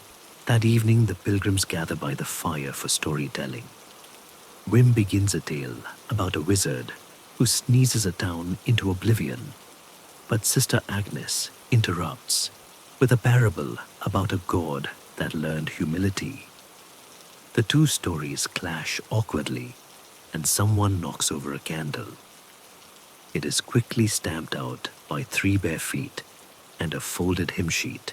After much clapping, yawning, and passing around of a blessed pickle-long story, the pilgrims begin to retire, curling up in corners, under benches, or wherever their calling leads them. You retreat to your room, stomach full head, spinning slightly from the mushroom stew and the 15 verses of O Radiant Turnip. As you pull the blanket over your shoulders, a faint chant drifts up through the floorboards. Blessed be the spoon, blessed be the ladle, blessed be our feet, unshod and stable. You drift off smiling, and for once, your dreams smell faintly of lavender. You wake up to the sensation of something heavy nudging your face. It is, of course, a loaf of bread. You blink. The bread blinks back. Wait. You sit up fast, startled, a little confused, and deeply concerned. But the bread isn't alive. It's just been dropped unceremoniously onto your pillow. Downstairs, someone yells, "Ease up. Tell Hans," before you can form a protest or even wipe the crumbs off your cheek. Elspeth appears in the hallway doorway with a flour-smeared grin. "You're on kitchen duty." You stare. "I never agreed." "Exactly. That's what makes it fair." You groan and pull on your boots, already regretting whatever decisions led you to this moment. In the kitchen, Greasy Hands is waiting arms folded expression, somewhere between mildly amused and possessed by butter. Morning, he says, "We're making bread." You eye the already made loaf on your pillow. "I thought we had bread." Hans snorts. "That was yesterday's bread. Now it's defensive." He hands you a bowl of flour, a jug of something that may be water, and a spoon carved into the shape of a hissing goose. "We're using sourdough starter," he explains. "It's older than the inn, possibly older than sin." The starter, affectionately named Mildred, is kept in a cracked ceramic jar on the windowsill. It burps gently when uncovered, a sound that elicits immediate respect from you and a salute from Hans. Your job is to mix and knead and listen to the dough's secrets, as Hans puts it, pressing his ear dramatically against the lump of slowly forming mass. You try it too. It sounds like a swamp gurgling out its last confession. "Now we beat it," Hans says. You blink. He hands you a wooden paddle. You hesitate. He nods serious. So you beat the dough. Gently at first, then enthusiastically, then with an odd sense of vengeance, as if it represents every time someone handed you a suspicious stew or stole your boot. Hans watches approvingly. "Excellent. Now it rests." "I don't. That's the spirit." As the dough rises, presumably to plot its revenge, you're assigned to kitchen cleanup. It's mostly scraping things off things and deciding whether a stain is recent or a natural part of the stone. You find a fork embedded in a lump of grease that might be older than you. At one point, Marjorie bursts in with a deadpan. Gertrude laid an egg in the root cellar again and leaves without further explanation. You don't question it. No one does. By mid-morning, Hans lets you shape the loaves. He demonstrates once quickly, then tosses you a lump and mutters, "Make it poetic." "Yours looks like a boot." Accidentally. Hans shrugs. "Could sell that to pilgrims. Say it's symbolic." You smile despite yourself as the loaves bake. The kitchen heats up to the temperature of a mild hell. The smell is heavenly, though yeasty, warm, a little sweet. Even Wim sticks his head in, and tries to steal a roll, only to be swatted by Hans's ladle of doom. While the bread cools, Hans teaches you to churn butter using a bucket, a stick, and something he calls encouragement. You churn for so long, your arms feel like they've entered their own guild. Eventually, golden clumps appear, and Hans nods sagely. That's the stuff, he says, scooping it into a cracked bowl.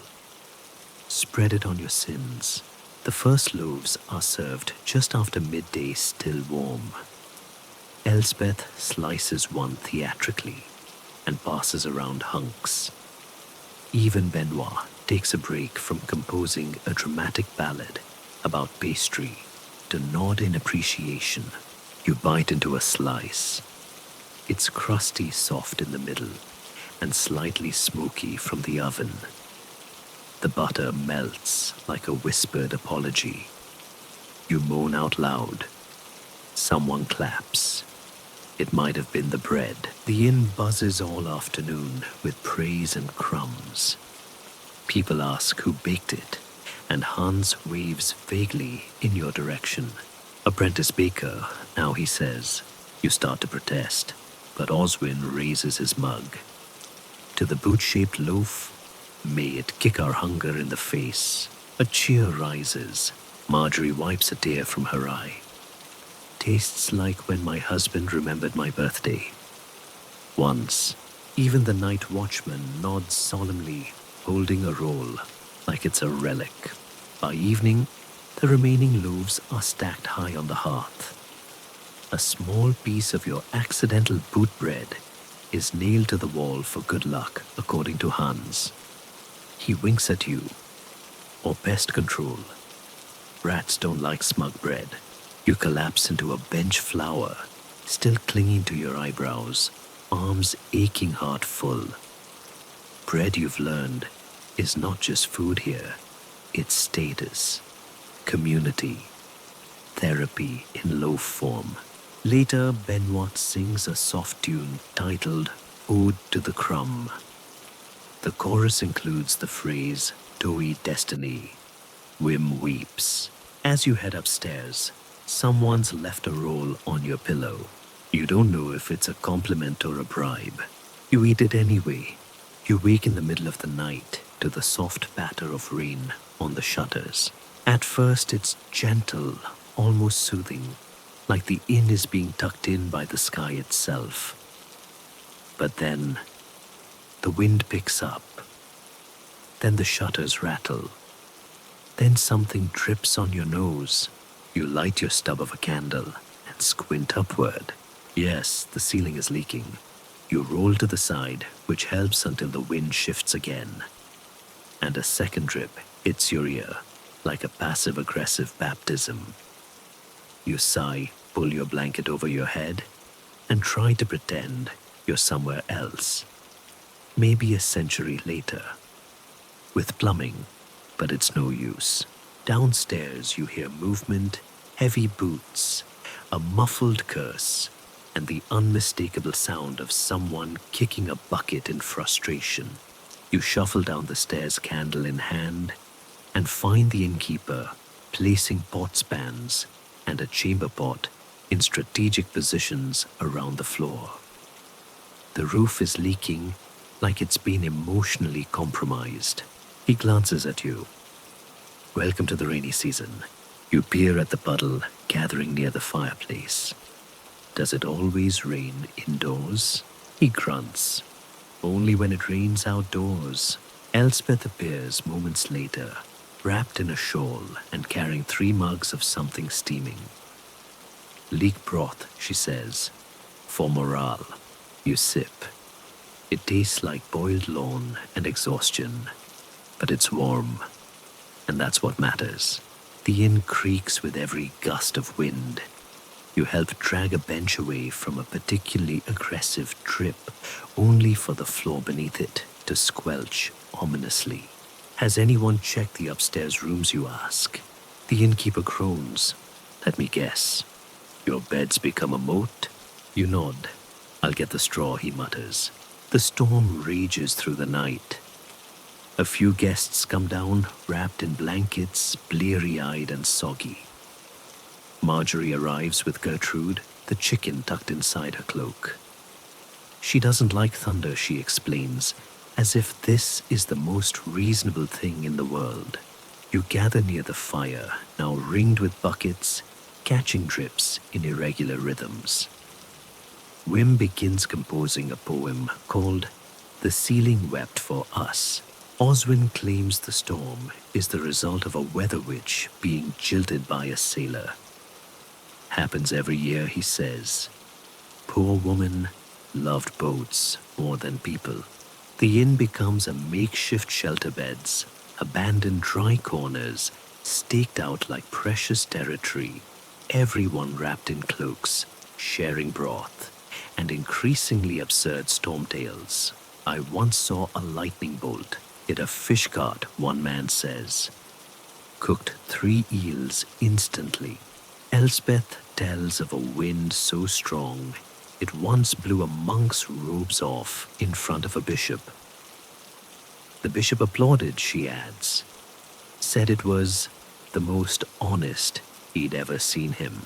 You doze off near the hearth sometime after midnight, using your cloak as a pillow and someone else's elbow as a headrest. When you wake again, it's morning, and the rain has mostly stopped. The inn smells like wet stone-old wood and a heroic amount of damp bread. Hans emerges from the kitchen, holding a tray of fried root cakes, which he calls storm biscuits. They're dense, hot, and oddly spicy. Wim says they taste like thunder. You eat 4. Upstairs, your bed is indeed soaked. The straw squelches underfoot. A frog hops out from under the frame like it's late for a meeting. Elspeth offers you a mop and a look that says, "Welcome to your apprenticeship in swamp management." By mid-morning, the inn is in full recovery mode. Towels are hung, boots are drying near the hearth, and the innkeeper is hammering something on the roof with grim determination and very creative swearing. Benoit composes a melancholy ballad about water damage. The chorus contains the phrase, "moist despair," which makes 3 people leave the room. You spend part of the day helping to patch leaks. Marjorie lends you a bucket hat. Gertrude supervises. In a quiet moment, you find Oswin staring out a window, watching clouds crawl over the hills. Storms pass, he says more to himself than to you. But they always leave souvenirs. You nod. That night, the inn closes again with firelight and human resilience. The floor is drier. The roof still groans occasionally. But there's laughter, there's warm food, and there's a collective sense of having survived something soggy and character building. You climb into your now half-dry bed, wrap yourself in your blanket, and feel somehow cleaner than if you'd bathed. And for once, the only thing dripping is your nose. You wake to shouting, not angry, shouting. Mind you, passionate shouting, dramatic, theatrical, and absolutely none of your business. Until you realize it's happening just below your window. You sit up and peer through the warped glass shutter. In the courtyard, a scene is unfolding. The barmaid, the blacksmith, and wait. Is that the pig farmer? Yes. That's definitely Edgar the pig farmer. And if the finger pointing and foot stomping are any indication, you have stumbled into a love triangle. You creep downstairs, slowly hoping for context, and maybe something warm to eat while you eavesdrop. Inside the inn is half empty, most guests having wisely left or hidden. Marjorie sits at the bar, sipping tea and humming. It's been brewing all week, she says. Like cider left out in the sun. Elspeth sighs. as she slaps down a bowl of what she calls emotional porridge. It's thicker than usual, possibly in sympathy. You take your seat, chewing silently, as the yelling continues outside. The blacksmith Jorund is easy to identify. Shirt open arms, crossed eyebrows, at war with each other. He's shouting about betrayal justice and oddly apples. The big farmer Edgar is smaller, rounder, and gesturing wildly with a sack of turnips. And in between them stands Elsbeth, hands on hips, unimpressed with both. You murmur to Marjorie. What happened? She lowers her cup. Jorund found Edgar's poem under Elsbeth's pillow. You blink. Edgar writes poetry, more like structured grunting, but heartfelt. Outside, Jorund roars. I forged you a brooch woman, and I gave her my best pig, Edgar snaps. Delilah. Elsbeth holds up a hand. Neither of you gave me anything. I paid for the brooch and rented the pig. You can't help it. You applaud. Quietly. Oswin appears behind you with a plate of eggs, a miracle and a grin. Place your bets. On what? Who ends up crying in the stables? My coin's on Edgar. You ask. How did this all start? Bad cider, poor lighting, and a midsummer dance, he says, then adds. Also Elsbeth's left hook. Seen it fell a priest once. The argument outside becomes a performance. Edgar drops to one knee and recites a line of verse involving moonlight mud and something that rhymes with gristle. Jorund unsheathes his blacksmith's hammer, not to use, just to hold meaningfully. Elsbeth folds her arms and says loud enough for the whole inn to hear you two need a bath and a nap in that order. Marjorie leans toward you.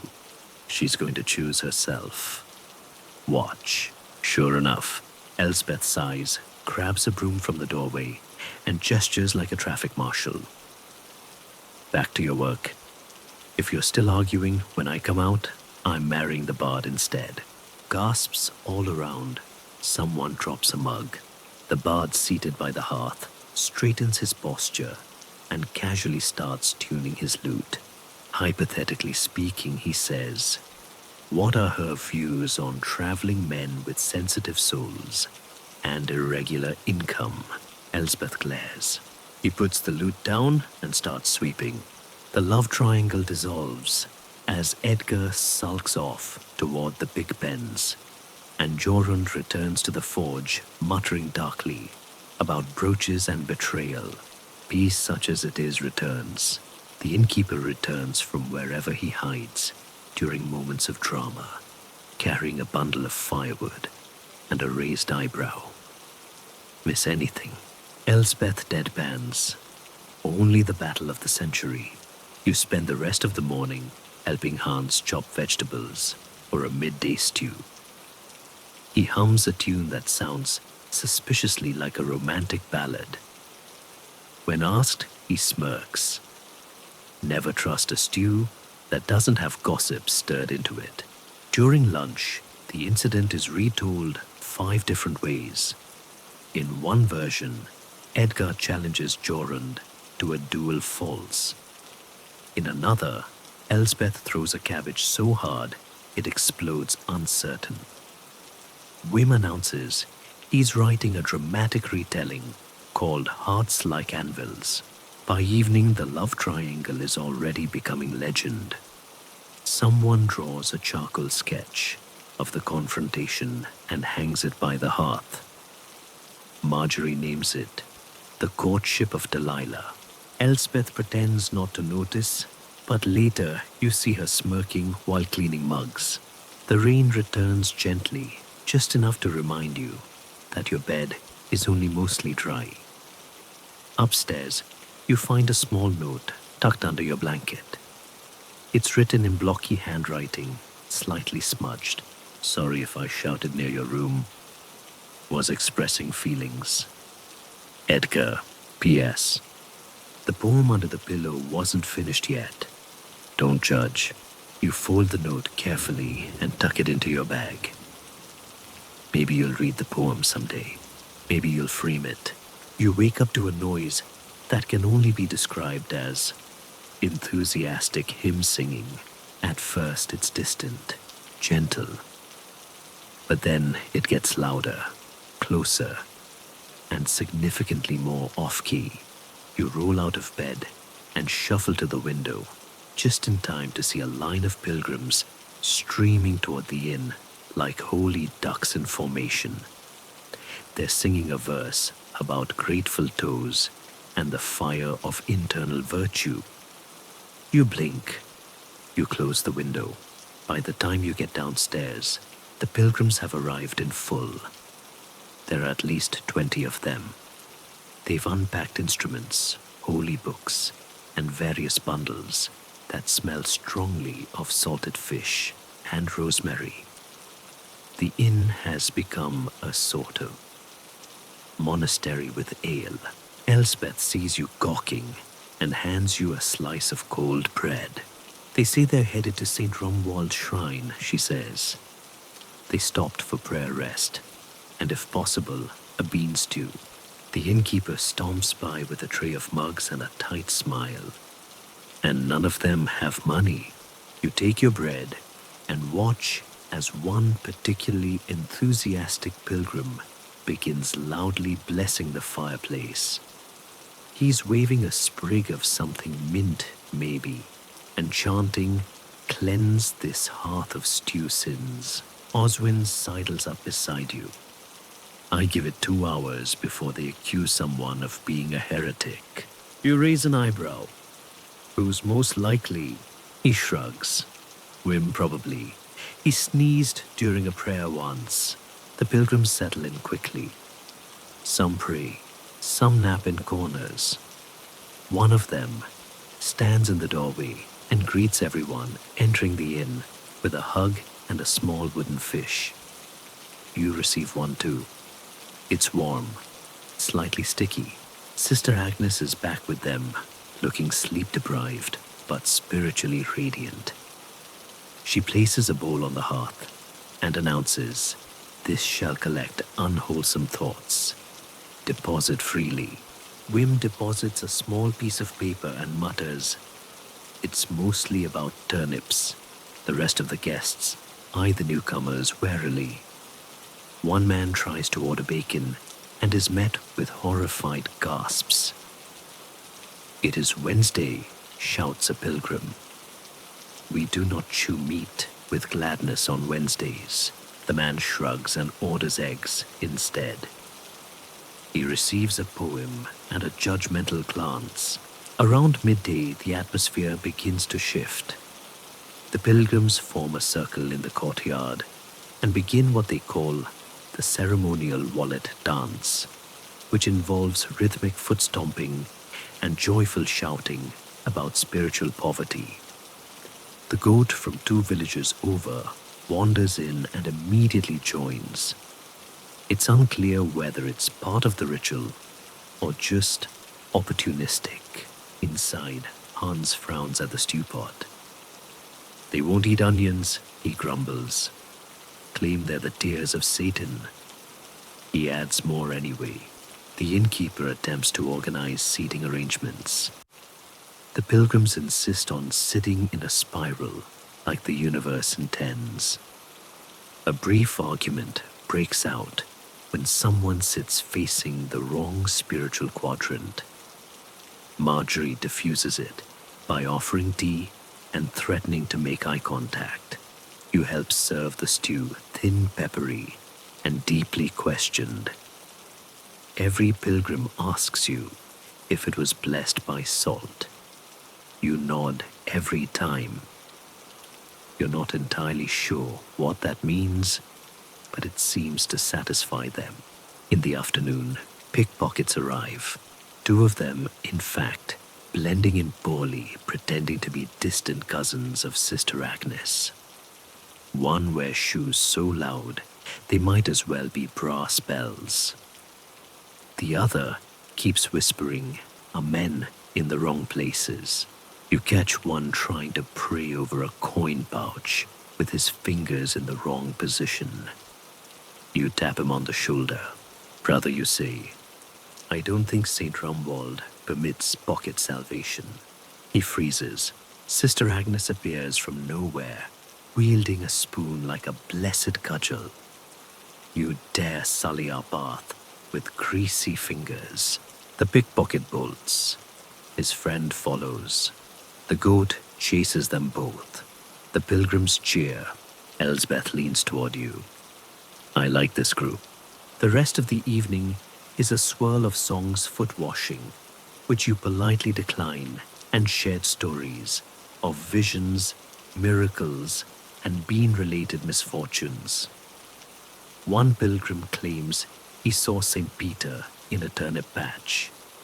Another insists his spoon speaks only on Tuesdays. Wim and Benoit attempt to perform a duet of The Pilgrim's Regret, but are interrupted by a tambourine solo that lasts so long it becomes part of the structural integrity of the inn. Night falls. The pilgrims curl up on the floor, humming softly. The air smells like sage and mild confusion.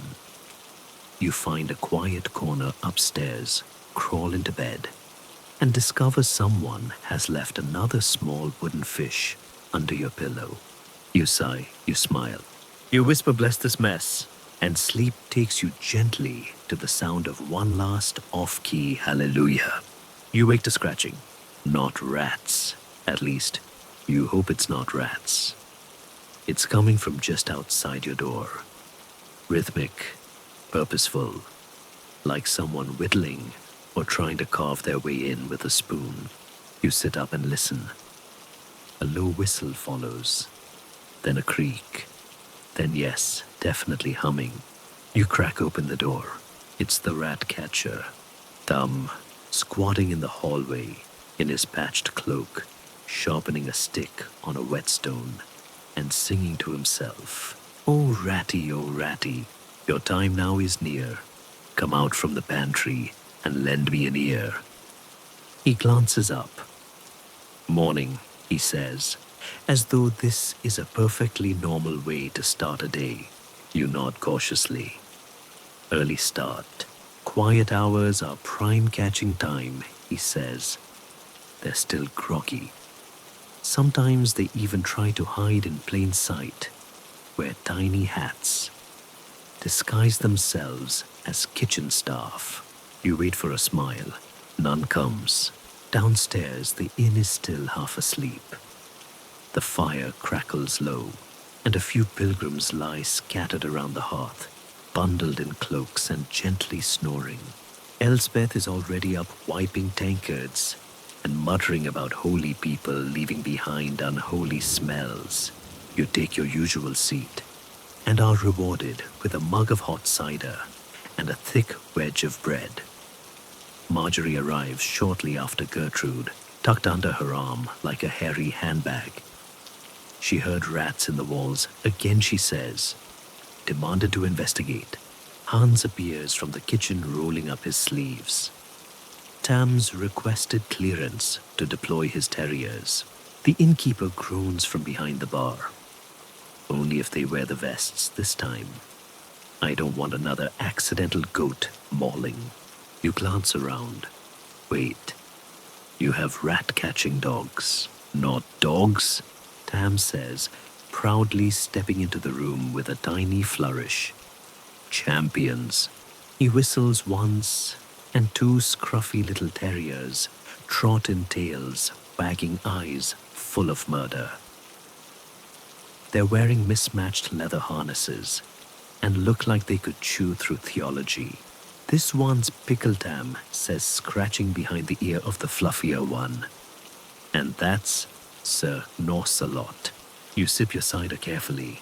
Tam produces a map of the inn, hand-drawn, slightly charred, and covered in red excess. Today's mission, he declares, is the lower pantry. I believe a nest lies beneath the turnip crate. I've heard gnawing and a whisper. Wim pipes up from the corner. A whisper. Tam nods gravely. It said, "You'll never find us all." The room goes silent. Pickle barks once. Sir Norcelot does a little spin. And just like that, the hunt begins. What follows is part comedy, part military operation. Tam leads his dogs through the pantry, under shelves, into cabinets, and once briefly through Hans's apron. The dogs sniff dart and occasionally bark at suspicious potatoes. You try to help by moving crates and pretending to understand rodent strategy. At one point, you hear a loud thump, followed by Tam's triumphant voice. "One down. That's for my boots, you fuzzy menace." Marjorie offers to knit the dogs little cloaks if they succeed. By mid-morning, Tam announces the first sweep is complete. 4 rats removed 1, fled 2 in negotiation. You don't ask. The dogs rest by the hearth, each with a small treat and an air of exhausted pride. Someone places a small laurel crown on Sir Gnocelot's head. He accepts it humbly. Elsbeth, looking half amused, half defeated, says better than last time. No explosions. Wim offers to write an epic titled "The War Beneath the Floorboards." Tam declines modestly, then immediately begins dictating chapter 1. Later, during lunch, turnip and barley soup, because you've angered no gods and deserve small mercies. Oswin joins you and whispers, "You know, Tam once tried to train a rat as a rat catcher." You blink. Did it work? Only until it unionized. In the afternoon, the inn settles into a sleepy rhythm. The pilgrims have moved on, leaving behind a few spare spoons and a very confused squirrel. The dog heroes nap near the fire. Marjorie hums while mending a torn curtain. And you somehow end up helping Hans invent a new trap that involves ale string and a suspiciously shiny fork. That evening, the innkeeper calls for a toast. To Tam he says, for his bravery, his dogs, and for not accidentally setting anything on fire this time. Cheers all around. Tam raises his mug. To peace, and to never waking up with whiskers in your mouth again. You go to bed that night to the distant sound of Pickle snoring the gentle whisper of wind through the shutters, and just before sleep takes you a faint, tiny voice from the wall. "You'll miss us when we're gone." You smile. Probably nothing. You wake to the scent of smoke, not the comforting wood smoke by the hearth kind. No. This is the sharp, unmistakable aroma of something gone terribly, comically wrong. You sit up, sniff again, and instantly regret it. There's a distinct tinge of burned wool. Maybe hair. Maybe hope. Then you hear the yelling. You fling open your door and race downstairs, 2 steps at a time, where a small crowd has gathered in the courtyard, all staring towards the back of the inn. A thin plume of smoke is curling skyward from the general direction of the outhouse. Hans is holding a bucket. The night watchman is holding a lantern. Marjorie is holding Gertrude, who looks visibly upset. Elsbeth spots you and gestures with her mug. Someone lit a pipe. In the latrine. You blink. That's a thing people do. Apparently it was. She grimaces. Until about 5 minutes ago, Tam stomps into view, soot on his cheeks, muttering something about structural integrity and moral decay. The innkeeper arrives last, dragging his boots through the mud eyes, scanning the chaos with the resigned fury of a man who knows exactly what caused this. and already regrets everything. All right, he growls. Who did it? No one speaks. Then slowly, a hand raises. It's old Tom, a part-time hay merchant and full-time ale philosopher. His beard is smoldering slightly. He coughs once and says, "Thought the smell would cover the smoke." There is silence. Then the innkeeper sighs. It didn't. Old Tom is escorted toward the well, while the rest of you assess the damage. The outhouse is intact. Technically, the roof is scorched, one side has buckled like a bad moral, and the door now swings open on a single heroic hinge. Smoke curls from the hole like a ghost, ashamed of its haunting grounds. Oswin appearing beside you with a goblet of something hot and possibly illegal, says, "First time." You shake your head. No, but it's the first time fire was involved. Marjorie sighs. It's always fire with Tom. Last winter, he set his own eyebrows alight trying to boil cider.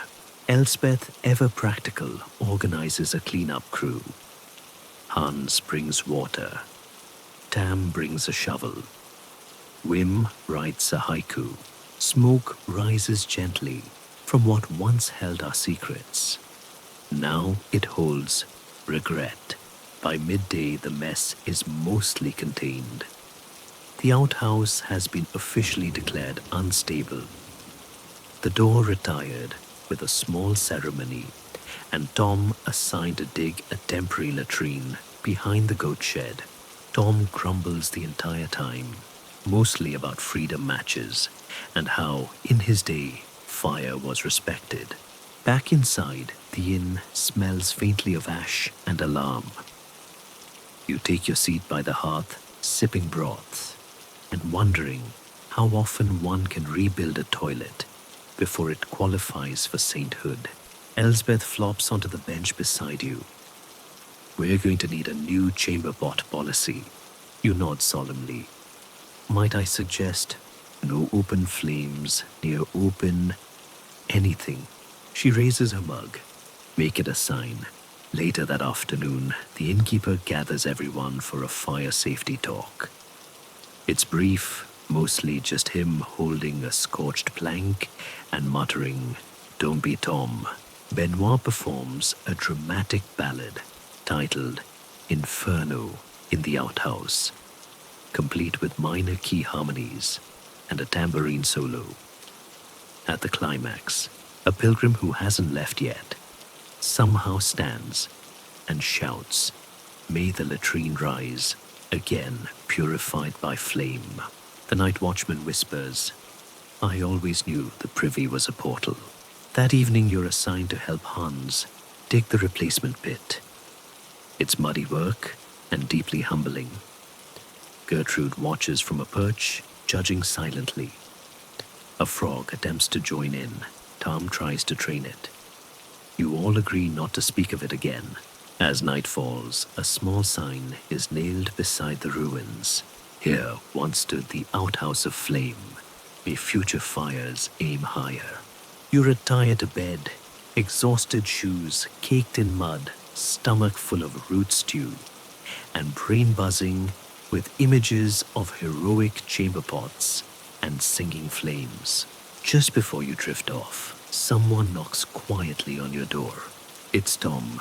He hands you a small, slightly singed wooden carving. A gift, he says, to remember. You look at it. It's a tiny outhouse with a flame painted on the side. You nod, thank him, and close the door. You set the little effigy on the windowsill. It begins to rain. For once, the leak above your bed is welcome. You wake to screaming, not panicked fire in the hayloft, kind of screaming, more of a high-pitched, intermittent wailing, like someone singing opera with no training and a personal vendetta against pitch. You sit up, blink blearily at the ceiling. and wait for the noise to resolve into something more sensible. It doesn't. You throw on your tunic and boots, miraculously dry for once, and head downstairs, where the source of the screaming quickly becomes apparent. A man is standing in the middle of the common room, gripping the back of a chair like it's trying to betray him. His eyes are wide, his legs are shaking, his mouth is open in a perfect O of agony. Behind him, Hans is holding a pair of pliers. You stop dead. Elsbeth walks past you, carrying a cup of something steaming. Tooth Day, she says, as casually as if announcing pigeon soups back on the menu. You murmur, you have Tooth Day. Every few weeks, she says. People travel for miles. Best extraction in 3 counties. You peer at Hans, who is now gently patting the man's shoulder, while simultaneously yanking on something with terrifying commitment. A crack echoes through the room, followed by a triumphant blink as a molar hits the floor and skitters under a bench. The room erupts in polite applause. Hans holds up the tooth. One less devil in the head, he proclaims, and drops it in a jar already half full of similarly evicted residents. The man, still trembling, takes a swig from a flask, wobbles toward the fire, and collapses onto a cushion with a satisfied groan. You turn to Elsbeth. There's no numbing, she shrugs. The ale does its best. You spot Tam at a nearby table, nursing a cup of cider, and watching the proceedings with what looks like professional interest. I once tried to do my own tooth, he says. Used a string and a ferret. You stare. He nods. Didn't work. Ferret got distracted. The next patient is a shepherd with 3 teeth left, and allegedly a 4th one haunting the gum. Hans listens, carefully gives the tooth a gentle prod, and announces, yes, malevolent. Wim decides to write an epic poem titled The Molar of Misery. You sit near the window and eat breakfast bread and cold onions while watching people line up for dental mayhem. One woman hums cheerfully while Hans digs around in her mouth with a bent spoon. The man after her demands to keep his tooth. Gonna string it on my belt? For luck. You're not sure if it's charming or mildly horrifying. Probably both. Around mid-morning, the blacksmith arrives, rubbing his jaw and muttering about revenge on the Jawbone Rebellion. He brings his own cloth to bite down on. Hans nods in approval. A man who prepares. The extraction is brutal and oddly poetic, like a duel fought inside the mouth. When it's over, the blacksmith salutes Hans and leaves without a word, bleeding but proud. Outside, children are selling painted pebbles as tooth charms. One of them has written "ow" on it in red ink. They're selling fast. You ask Elsbeth if this is normal. Perfectly, she says. Better than waiting until it festers and talks back. You glance toward the fireplace, where one man is gently cradling his freshly removed molar and whispering, "We had a good run. You and I." After lunch, which is notably soft, you help Hans clean the tools. He hands you a rag and a jar of questionable liquid labeled sanitizing spirit. Probably. You ever pulled one yourself? He asks. You blanch. No. He chuckles, takes a steady hand. And a patient who doesn't kick. You ask what he did before dentistry. Was a bell ringer. Got kicked by a mule. Changed careers. By early evening, the tooth queue has dwindled. Hans stretches his arms, cracks his knuckles, and announces that today's tally was 7 teeth, 1 cracked jaw, and 3 declarations of love under anesthesia. Red cider. Wim recites his poem, The Molar of Misery, complete with dramatic gestures and a lute accompaniment provided by Benoit, who insists on playing every fourth note incorrectly for tension. Dinner is barley stew, soaked bread, and gentle spoonfuls of mashed parsnip. No one chews. Everyone hums as the fire crackles and toothless patrons sip ale through the corners of their mouths. You find yourself oddly moved. The day has been gruesome, sure, but also full of care, of trust, of people sitting still while another person reaches into their skull with a repurposed fireplace tong and says, "You'll feel better after." You climb into bed mentally, counting how many of your own teeth feel slightly suspicious.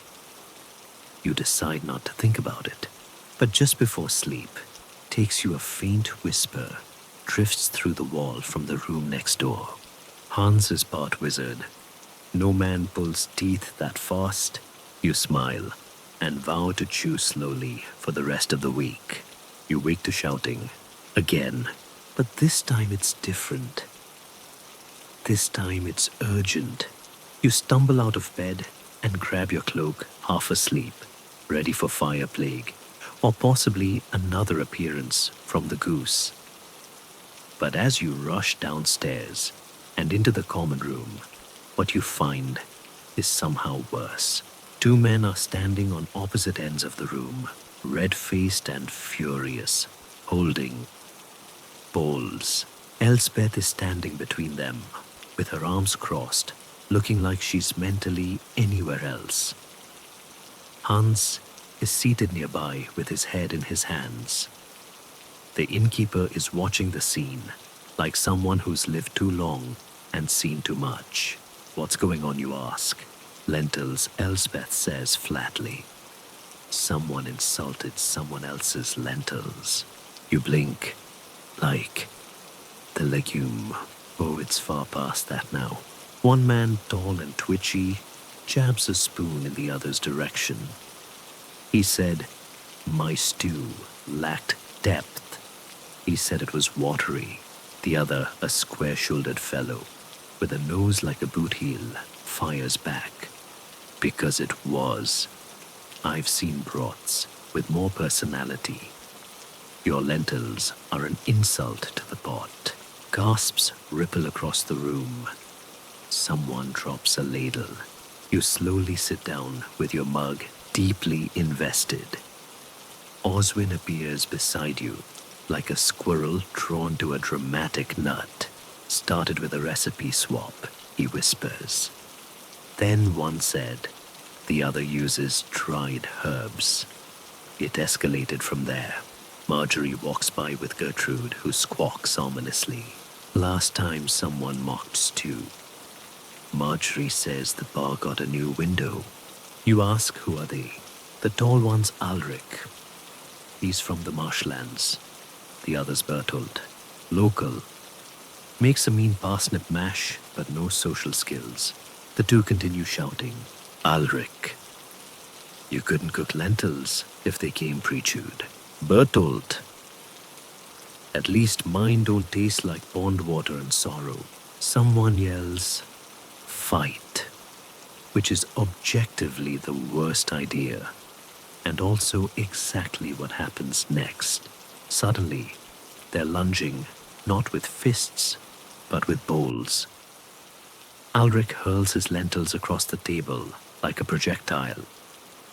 Bertolt deflects it with a wooden platter. A spoon flies. Someone ducks. Hans yells, "Not the bread." You dive behind a bench, just as a rogue onion glances off the wall beside you. Elspeth grabs the pitcher of cider and calmly walks it to safety. The innkeeper's size stands and rings a small iron bell hanging by the door. It's labeled "Bar Brawls and Bad Poetry." Everyone freezes. "All right," he says. "You've got two options. Duel with ladles or solve it over a cook-off." A pause. Ulrich and Bertolt look at each other. "Cook-off," they say in unison. 20 minutes later, the tables are pushed back. The hearth has been cleared. and Hans has reluctantly agreed to supervise the lentil battle of the century. Guests gather around the fire as the two men begin furiously chopping, tossing, and muttering. Herbs fly, pans sizzle. Bertolt hums a war song under his breath. Alric whispers to his lentils like they're nervous horses. Wim sets up a judging table with Marjorie and the night watchman, who insists on wearing a blindfold for unbiased tasting. Gertrude apparently gets a vote. You're given a spoon and strict instructions not to interfere. When it's finally done, 2 steaming bowls are placed before the judges. Bertolt's is dark, thick, and spicy. Ulrich's is lighter with a swirl of cream and something green you hope isn't grass. The tasting begins.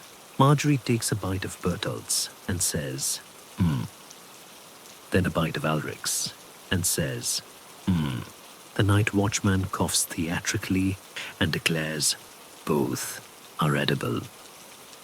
This is already a miracle. Gertrude pecks twice at Ulrich's, then turns her beak up at Bertolt's. Tension ripples through the crowd. Finally, Marjorie wipes her mouth, stands, and says, We declare. A tie. Groans and applause follow in equal measure. Bertolt and Ulrich stare at each other, still breathing heavily. Then slowly, Bertolt extends a hand. You soak your lentils overnight. Ulrich nods. Every time. All right, Bertolt says. Respect. They shake. The room erupts in cheers. Hans looks mildly impressed. Could have used more salt, he mutters and walks away. That night, the lentil stew is served to everyone, topped with a dollop of truce. You eat yours by the fire, surrounded by laughter, clinking mugs, and tales of the great lentil duel. Wim reads his latest poem aloud. In bowls, they fought with beans so bold, their hearts were warm, their spoons were cold. And in the end, what truth was learned? That lentils, not bridges, are best when burned. You raise your mug to the victor, to the lentils, and to the madness that somehow makes this place feel more like home every day. You wake to bells, not church bells, not warning bells. These are small, tinny things jingling with chaotic enthusiasm. You sit up slowly and realize to your great confusion that they're getting louder. You open your door cautiously, and then he enters, the juggler. You know this because he announces it. Loudly, behold, he shouts, stepping into the inn's common room. It is I, Gaston, the wonder-handed, flame-tamer chicken juggler, and enemy of boredom. He is wearing a faded green tunic, adorned with bell's feathers, and the occasional crust of something unidentifiable. His hat is the size of a reasonable pie. The air around him smells faintly of apples, regret, and cabbage. Elsbeth looks up from wiping a mug. Oh no, he's back. The innkeeper groans from somewhere behind the bar. Last time he was here, the rafters nearly caught fire. Hans mutters, and he juggled the bishop's socks. You blink. He juggled. What? Long story, Elsbeth says. Short version, never hand him anything flammable or holy. Gaston claps his hands. Today, dear infolk, I shall dazzle you with feats of balance, illusion, and interpretive dance. I accept coin compliments or cheese. Wim, ever helpful, leans toward you and whispers, he's banned in 4 towns. Once tried to levitate a pig. You decide not to ask. The performance begins with Gaston balancing a spoon on his nose while juggling 3 apples. The spoon falls. 1 apple hits the wall. The crowd applauds anyway, mostly out of fear. Next he pulls a chicken out of his satchel. Not a metaphor. An actual live chicken. This is Antoinette, he declares. She will now select a volunteer. The chicken immediately poops on the floor. Antoinette has spoken.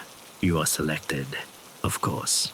You find yourself standing awkwardly in front of a crowd of amused inn patrons, while Gaston circles you dramatically, chanting nonsense in a fake accent. Are you ready?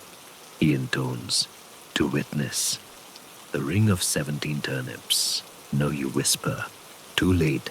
He produces a ring from his sleeve, crafted indeed, from 17 small, somewhat shriveled turnips, tied together with twine and sheer optimism.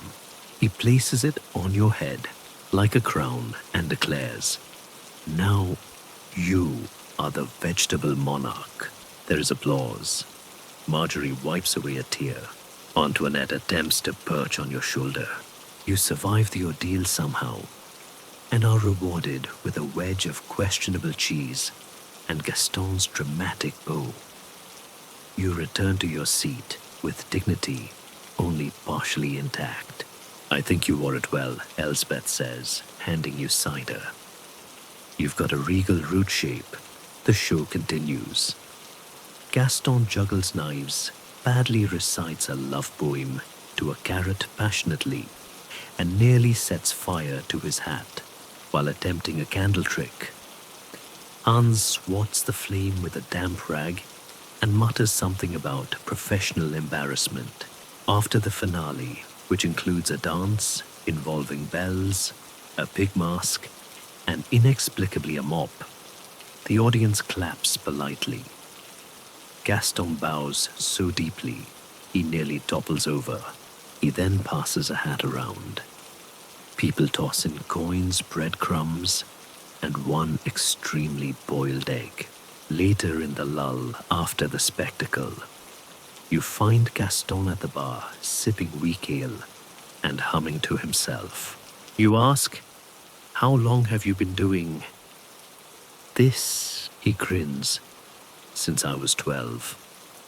My father was a cobbler. My mother bred ferrets. But he spreads his arms wide. I wanted to inspire awe. You ever consider a safer line of work? Once. Tried accounting. Juggled the ledgers. It didn't go well. He raises his mug in salute to turnips and terrible decisions. That night, the inn is buzzing.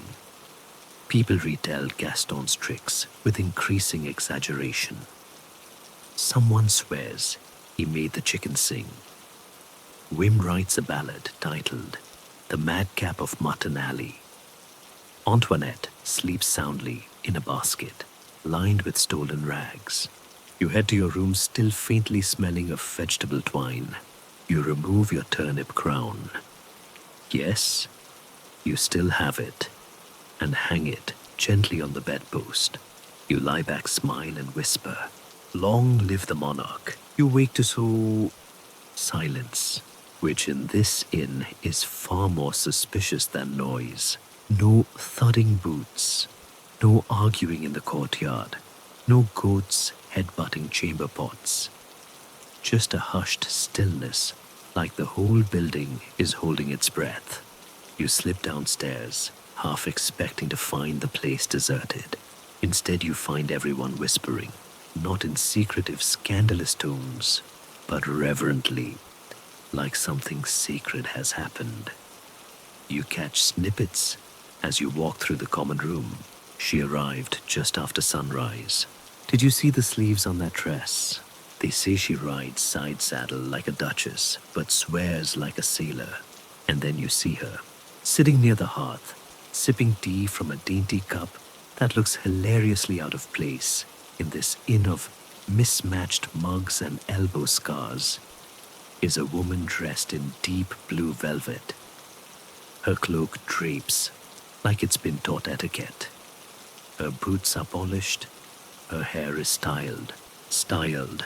Here, Elsbeth leans in. That, she whispers, is Lady Sabine. You whisper back, a real lady. Oh yes, travels alone, wears perfume, pays in gold. You glance over. Even Gertrude is watching her from her perch, unusually still. Wim is furiously rewriting every poem he's ever written. You ask, why is everyone whispering? Because we don't know what she's doing here.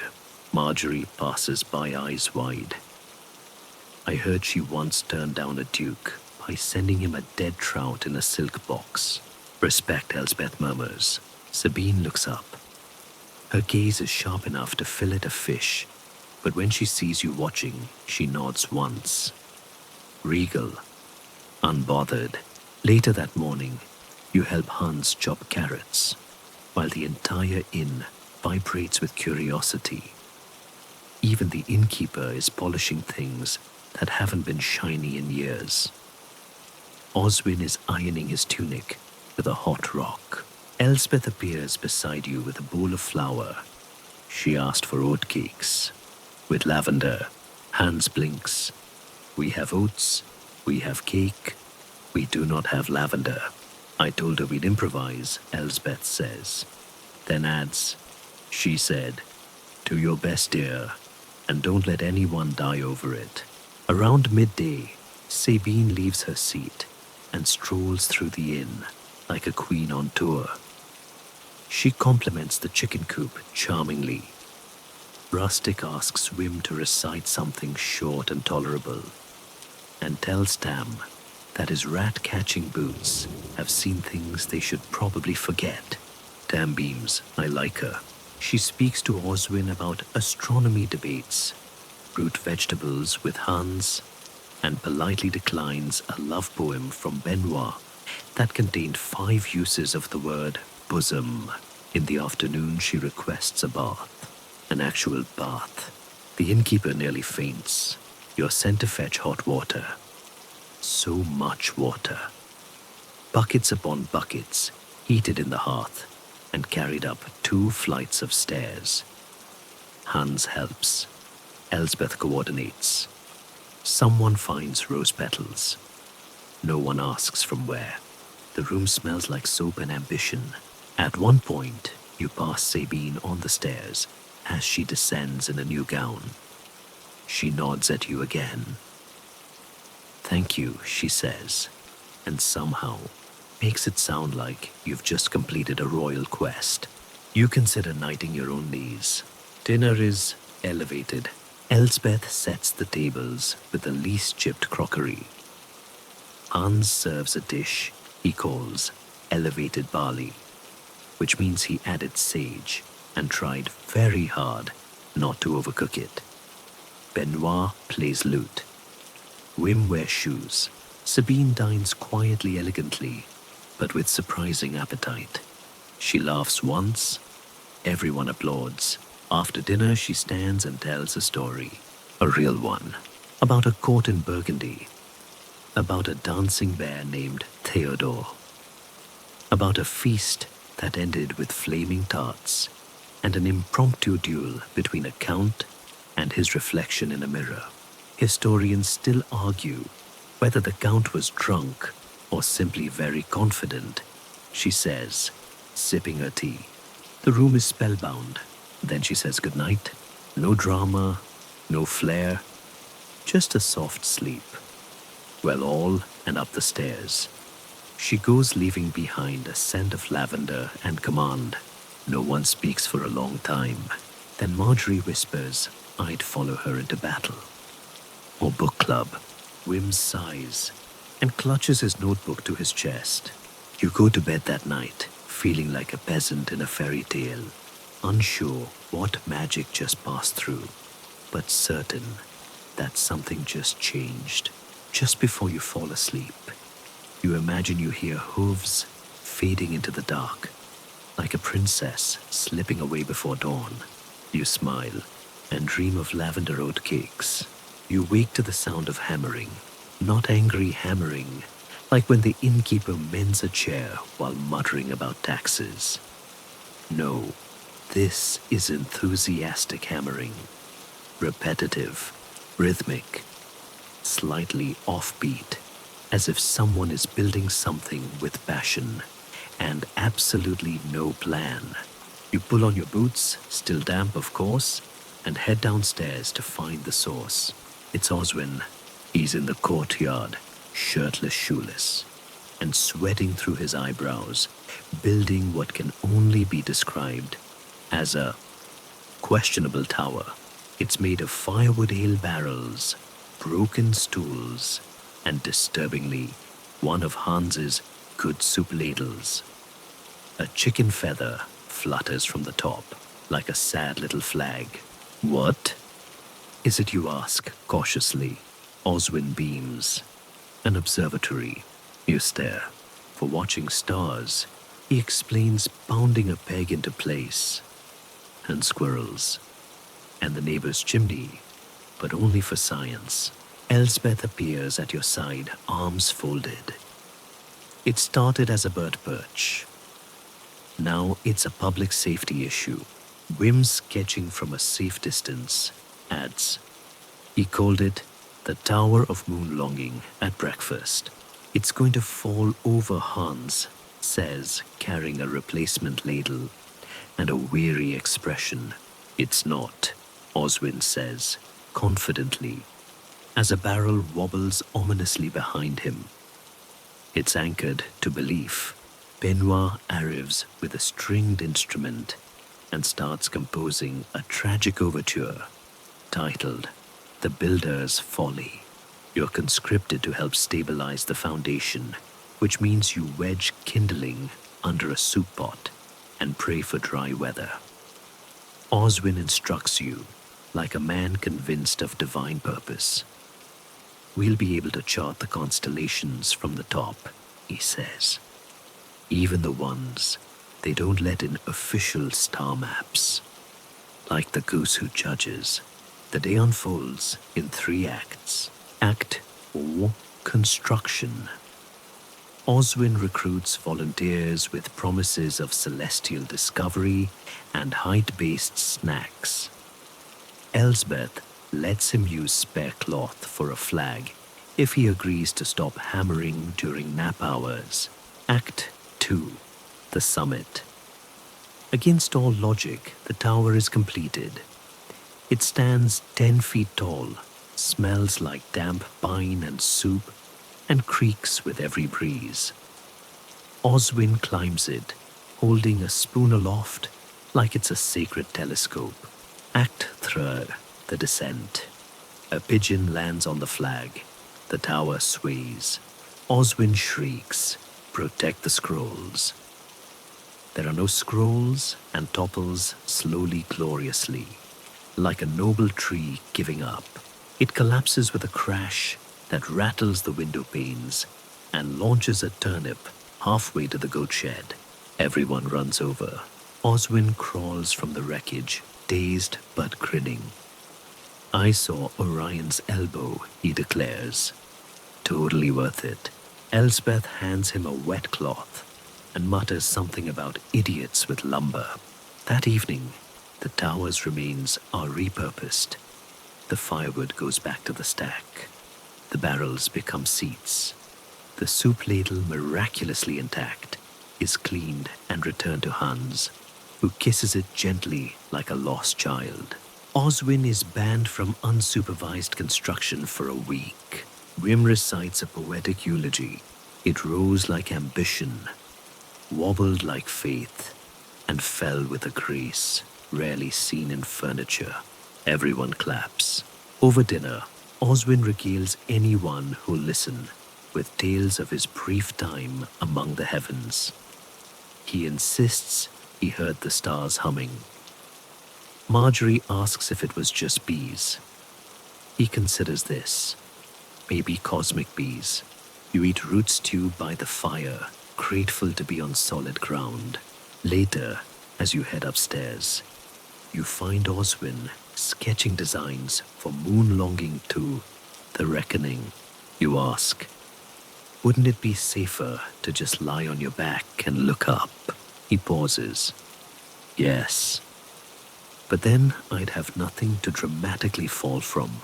You smile. Good point. That night, you lie in bed, eyes drifting toward the sliver of sky visible through your window.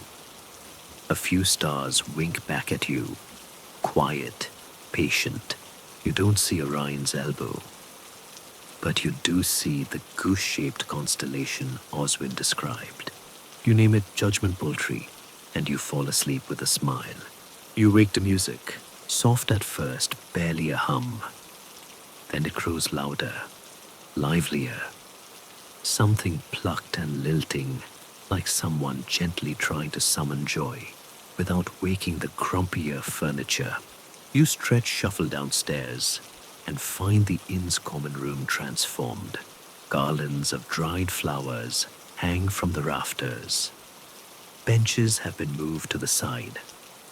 Someone has sprinkled herbs across the floor, either for the scent or for traction, depending on how wild the dancing gets. Elsbeth sees your confusion and says, "Fair day Eve." You blink. "Is that today?" She nods. "Tomorrow is the spring fair in town, but tonight we loosen our belts and pretend our backs don't hurt." Wim dances past, wearing bells on his elbows, and a smile that says, "I know 5 gods and 0 boundaries."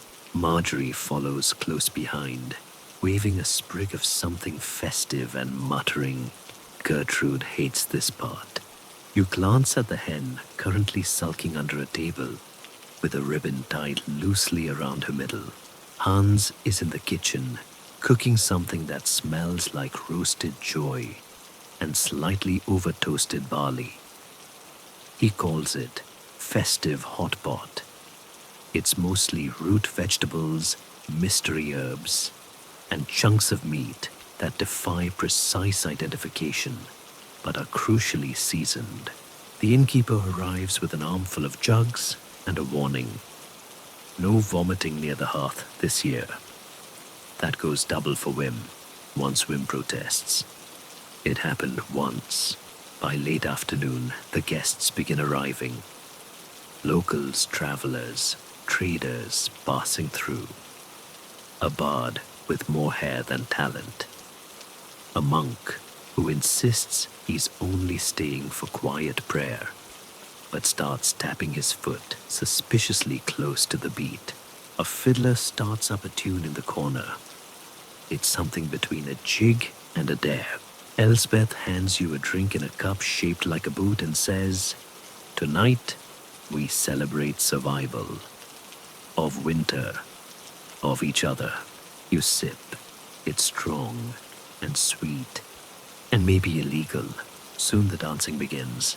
Not elegant, courtly steps, no. This is village dancing. Elbows out, feet flying, laughter louder than rhythm. Oswin invents a move called the celestial spin, which looks like he's being attacked by bees. Marjorie joins in. Gertrude tries to flee. Fails.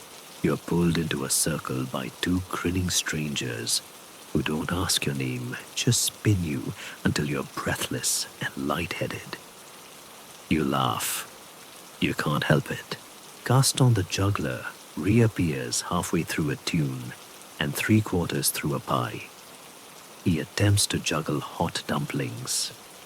No one is surprised when one lands in someone's shoe. It is salvaged and eaten. Tam offers to do rat impressions. It's mostly scurrying and dramatic sniffing. A child tips him 2 buttons and a pebble. He bows. Benoit sings a song so heartfelt it causes one person to weep and another to propose marriage. Both decline. At one point, a spontaneous contest erupts. Fastest sausage eater. Hans wins. Not even close. Elsbeth sets out a tray of sweet biscuits shaped like moons and stars. A little luck for the planting season, she says. And indigestion. Wim performs a new poem called "The Jig That Nearly Killed Me." It is at best autobiographical, Outside, the night deepens. The stars bloom across the sky. Someone lights lanterns, and the inn-yard glows with warmth and mild risk.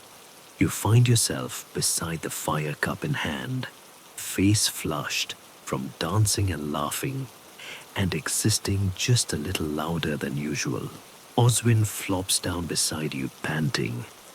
I danced with someone's aunt. Might have proposed. Not sure. Elspeth joins you. You did. She said no, but she kept the flower. You all sit there watching as the music swells and people twirl. You ask, why do this the night before the fair? The innkeeper appears behind you, sipping from a cracked mug. Because tomorrow we sell and shout and haggle. But tonight, he looks around. Tonight we remember we're alive. And that's worth dancing for. You nod. You can feel it in your ribs, that thrum of shared chaos and quiet care. Eventually the music slows. The fiddler's fingers tire.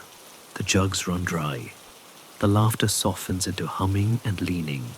You make your way to bed on legs that no longer care for stairs. And just before you drift off, you hear it again. That music, still playing, but now, inside you. You wake to the smell of horses, and sweat, and fried dough. It's fair day. From the moment you open your eyes, you can hear it. The distant hum of crowd noise, punctuated by the occasional burst of laughter. A clanging bell, and what sounds suspiciously like a goat giving its opinion of commerce. You dress quickly today is not a day to linger in your socks, and head downstairs, where the inn is in a state of organized panic. Don't forget the cheese wheels. Hans barks, hoisting a crate. Elspeth is stuffing coins into a pouch. And don't let Oswin near the cider stand this year.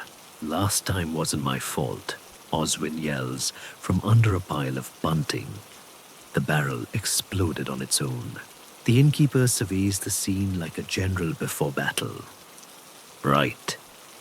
We're taking 3 carts, 2 tables, and the sandwich sign with the fewer spelling errors.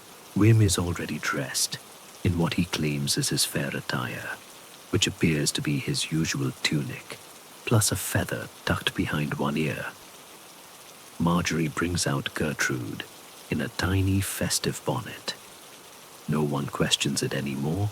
You're handed a basket and a mandate. Sell the turnip. Pastries smile if you must. And don't eat the samples. The road to town is lined with vendors, travelers, and that one guy trying to sell slightly haunted bells. As you walk, more and more stalls appear. Silk ribbons, brass trinkets, carved spoons, pickled eggs of suspicious color, and the ever-popular booth selling healing stones that mostly resemble wet gravel. You help set up the inn stall, a cheerful table, with pies bread and Elspeth's infamous root stew in a bun. It's divisive. Across the way, a juggler competes with a puppet show, featuring an overly dramatic knight and a screaming cabbage. You try not to make eye contact with either. People flood into the fairground. Children run wild. A man with a cart of geese tries to maintain order unsuccessfully. A woman walks by, selling boiled sweets and shouting miracle in every lick. Tam offers pest readings in a small tent. For 2 coins, he'll predict your future based on your favorite rodent. A man leaves pale and clutching a drawing of a weasel. Hans wins 3rd place in the loudest yeller contest. His prize is a ribbon and the right to yell once more officially. He chooses to shout, hot bread, here, better than dreams. Elspeth barters for dried apples, using 2 muffins and an ominous wink. Oswin attempts to perform celestial fortune telling, using a cracked mirror and a handful of lentils. Whim assists by composing your fate in haiku. A goat stares at you. Your fortune smells like turnips. Avoid Wednesday meals. Somehow it feels accurate. By midday, the fair is in full swing. There's a dancing competition, a cheese rolling exhibition, a man with a beard of bees who deeply regrets his life choices by the time the applause dies down. Sabine makes an appearance, strolling past the stalls in a traveling cloak that probably cost more than the entire inn's winter budget. She buys a ribbon, tips the juggler, and disappears like a particularly elegant gust of wind. You eat a skewer of questionable meat, listen to a lute duet that starts well and ends in injury and cheer for Marjorie in the strongest woman contest.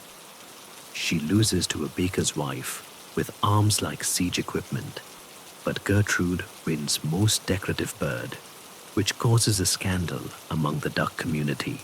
As the sun begins to sink, the fair turns golden.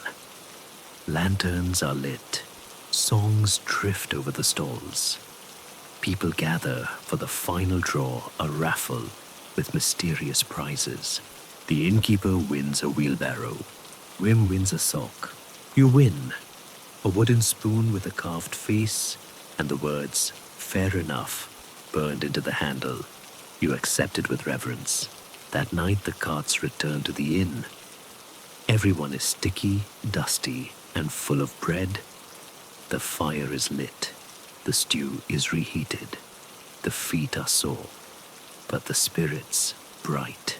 The inn feels different tonight, expanded. Not physically, but in the way that happens after a good adventure. Laughter lingers longer. Stories stretch further. People slump in chairs with the satisfaction of a day thoroughly lived. Oswin raises a mug. To fairs, to fortune, and to all things fried. You raise yours too. And when you finally fall into bed spoon in hand, you think today was absurd, messy, loud, wonderful. Fair enough indeed. You wake sore. Not the elegant kind of sore, like a knight after battle, or a dancer after triumph. No, this is the particular all-consuming soreness that only comes from eating 5 different fried things, carrying 17 turnip pastries uphill, and dancing aggressively with a man named Reginald, who led exclusively with his elbows. You groan, roll out of bed, and hobble downstairs, where the inn is in what Elsbeth calls post-fair rehabilitation. Hans is asleep at the table, head resting in a bowl of porridge. Wim is scribbling notes for a song he claims will be titled "The Cabbage Who Could Scream," based of course on the puppet show that now haunts everyone's dreams. The innkeeper is polishing a wheelbarrow with the care usually reserved for holy relics. And you are given the task of inventory. Or as Elsbeth puts it, see what we lost, what we broke, and what we accidentally traded for a jar of scented lard. You grab a quill, a scrap of parchment, and begin. Missing 2 mugs replaced by pine cones of roughly equal volume. One Pythian last seen flying through the air during the Guess That Fruit filling contest. Oswin's dignity unlikely to return. Found. A silver button of unknown origin. A child's drawing of a goat giving side-eye. 1 perfect turnip painted gold labeled Best in Root Show. Elsbeth joins you at the table with a mug of tea and a chunk of something hard enough to bend a knife. Toffee, she says. It was meant to be softer. You chip off a piece and attempt not to lose a tooth. How long does it take to recover from the fair? About 3 days. 4 if you kissed anyone. 5 if you kissed the wrong one. You raise an eyebrow. I'm not saying names, she adds, but Marjorie and the jam vendor aren't speaking. Oswin wanders by with a bandage on his head and a cabbage leaf tucked into his collar. I made a new chart, he announces, holding up a page filled with circles, arrows, and the words post-fair energy spiral. Tam passes him muttering, no more charts. Charts lead to ladders. Ladders lead to injury. Around midday, the inn begins to return to life. A few guests arrive, quiet ones, with that fair day hangover shuffle. They sit by the fire, sip broth, and stare into the middle distance like war veterans of the snack trenches. You're tasked with helping Hans prep for dinner. He hands you a massive squash and a tiny knife, smirking. Show me your courage. You nearly sever a thumbnail, but the squash is defeated. By evening, the place feels whole again. Wim performs a soft, sleepy tune. Elsbeth sets out leftover fair cakes, now slightly stale, but made bearable with warm cider. The innkeeper sits beside the hearth, polishing a spoon with a faraway look in his eyes. I remember a fair where someone tried to sell wolf milk, he says.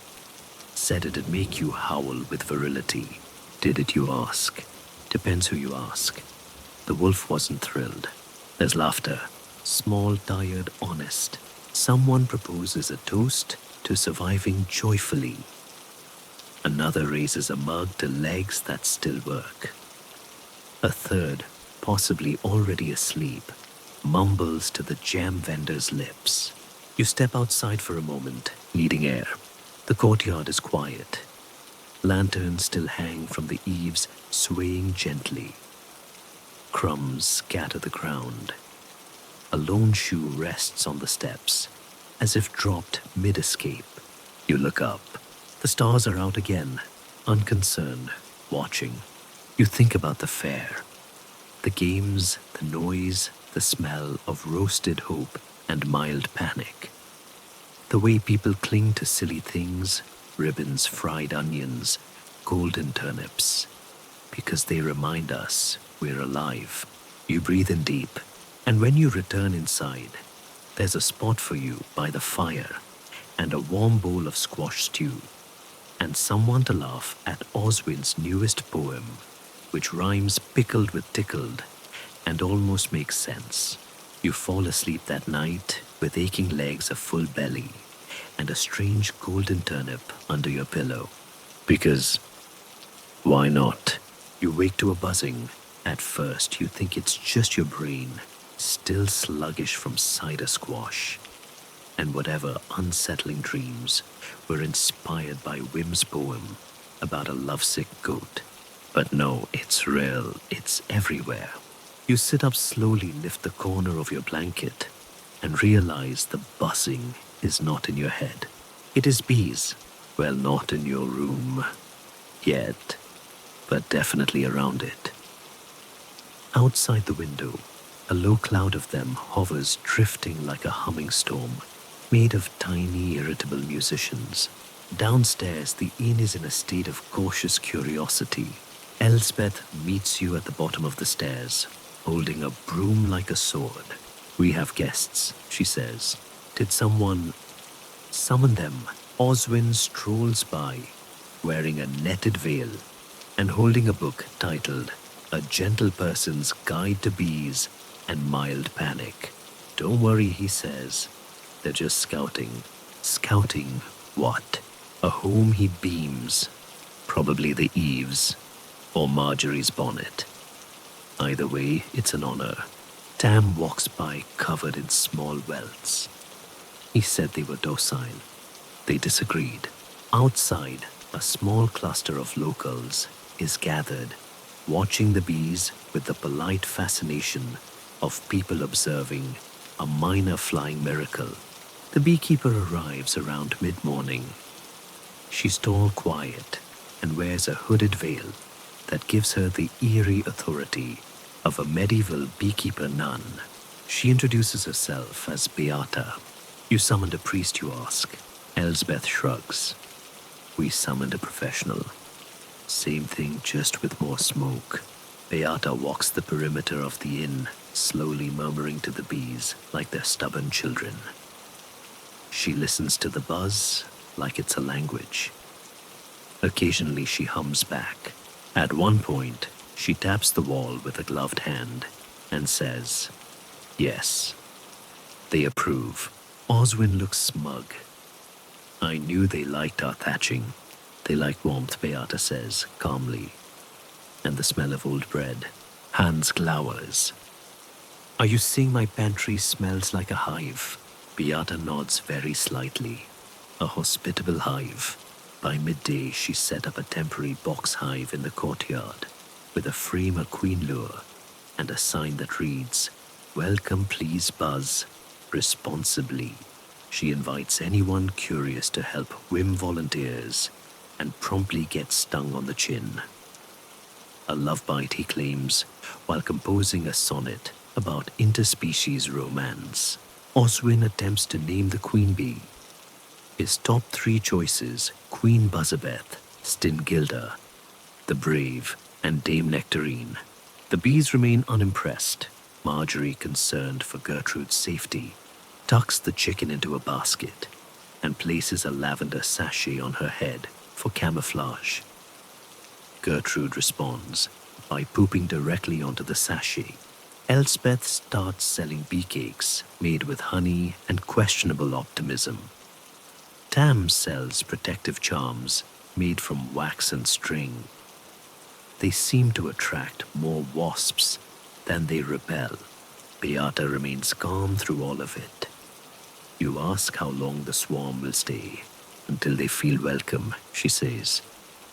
"Or until someone plays a lute near the hive." Benoit lowers his instrument mid-pluck. That evening, Beata gives a brief talk in the common room about bees, their place in medieval medicine, and how some monks used honey to treat wounds, sore throats, and unfortunate opinions. Historians still argue, she says, whether bees were more revered for their honey or their work ethic. Oswin adds, "I revere them because they don't gossip." "You don't speak bee," Hans points out. "Not yet," Oswin replies ominously. Night falls with the hum still present, a gentle background vibration like nature's lullaby. You lie in bed, thinking about queens with wings hives hidden in rooftops, and the oddly comforting notion that even bees might choose your inn as a place to rest. You fall asleep to a whisper of wings beyond the shutters and the scent of warm honey drifting through the floorboards. You wake slowly, not to bells or bees or arguments about lentils, but to sunlight. Actual, gentle, honest-to-goodness sunlight. It filters through the warped glass of your window in buttery streaks, warming the straw in your pillow and the wood beneath your toes. The inn is quiet, a good resting quiet. Not the eerie hush before a storm or the tense silence after a plate-smashing incident. Just peace. You dress slowly, no rush today, no festival to prepare for, no urgent inventory of root vegetables, no fire to dodge bees to avoid or rogue chickens to herd. Downstairs the hearth is low but glowing. A kettle sings softly on the hook. Elsbeth waves you toward the table with a spoon and a knowing nod. "Porridge," she says, "with honey, real honey." The bees apparently have settled in nicely. There's even talk of building them a proper hive, away from the pantry this time. Hans appears with warm bread and a rare smile. "We didn't burn anything this morning," he says proudly. Yet, you eat slowly, watching the inn move like a creature waking from hibernation. Wim yawns and stretches in a sunbeam like a house cat. Marjorie combs Gertrude's feathers with a tiny brush made of thistle and stubbornness. Oswin stirs a pot of tea with a stick labeled Inspirational Twig. The innkeeper walks by, looking around as if surprised the roof still exists. Not bad, he murmurs. Nothing on fire. No goat indoors. We might even make it to midday. After breakfast, Elsbeth sends you to the garden for herbs. The air is crisp, the soil fragrant, and the mint patch aggressively overachieving. A few bees drift past already at work, and you tip your head to them respectfully. You spend the morning helping Hans reorganize the larder, mostly by moving things from probably edible to should not be discussed. You find a jar labeled 2003 Pickled Regret and decide not to ask. At midday, you help carry out stools for those who want to eat outside. The sun is kind, the breeze curious. People linger. Wim reads aloud from his newest poem, which begins with the line, I once loved a wheel of cheese, and only gets more heartfelt from there. Elsbeth joins you on the step, sipping something herbal. You've been here a week, she says. Feels longer. It does, you agree. In a good way, she smirks. That's the in effect. You survive the food, the storms, the poetry, and next thing you know, you're part of the furniture. You watch as Oswin tries to teach Tom's dog to count in Latin using bread crusts. Benoit tunes his lute only to snap a string and declare it a sign from Mars. Marjorie debates chicken philosophy with a baker.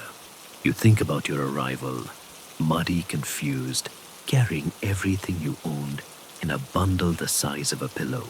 And now, you have a turnip crown, a wooden spoon that says, fair enough. 3 new blisters, a dozen inside jokes, and 100 memories stitched into your bones. You even have a preferred seat by the hearth. The afternoon drifts by in lazy conversations and simple chores. No one rushes, no one yells. Even the innkeeper takes a break, sitting in the courtyard with a mug of cider and a look that might be fondness or gas. It's hard to tell with him. As evening settles in the common room, fills with soft light and softer laughter. Dinner is roasted parsnips, barley stew, and biscuits shaped like animals. You get a camel. Oswin gets something that might be a crab or a judgmental frog. Wim stands up, clears his throat, and recites a farewell poem in your honor. It rhymes goodbye with Y-bye, and you're not sure whether to clap or confiscate his quill. Later, Elsbeth hands you a wrapped bundle. Bread for the road, she says, and a jar of honey. You've earned it. You pack your things, fewer than you thought somehow, and glance around your room one last time. The straw mattress, the creaky chair, the dent in the wall. From that time, Tam mistook it for a ghost. You breathe in deeply. The inn is still awake below. The clink of mugs, the sound of a broom, a burst of laughter. You step outside. The stars are waiting, and so are you. Time to move on, but not away, because the inn, it's in you now, and it always will be. The night grows still now. The inn has quieted. The laughter settled into embers. The footsteps soften to whispers. Even the shutters no longer rattle, just gently breathe, with the breeze that tiptoes through the eaves. You lie back and let the weight of the week fall away. All those sounds, the jangle of carts, the thump of boots, the murmur of stories swapped over stew. They melt into the background like a lullaby made of distant echoes and dusty sunbeams. Outside, the stars keep watch. You remember their names now, don't you? Orion's elbow, the goose who judges, the bee queen's crown. You feel them above you, gentle and constant, as the straw beneath you settles like a cradle. You've walked muddy roads and danced on aching feet.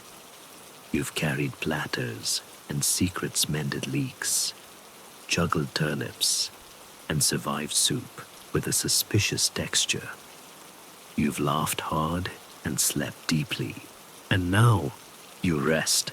The air smells like warm wood and something sweet honey, maybe.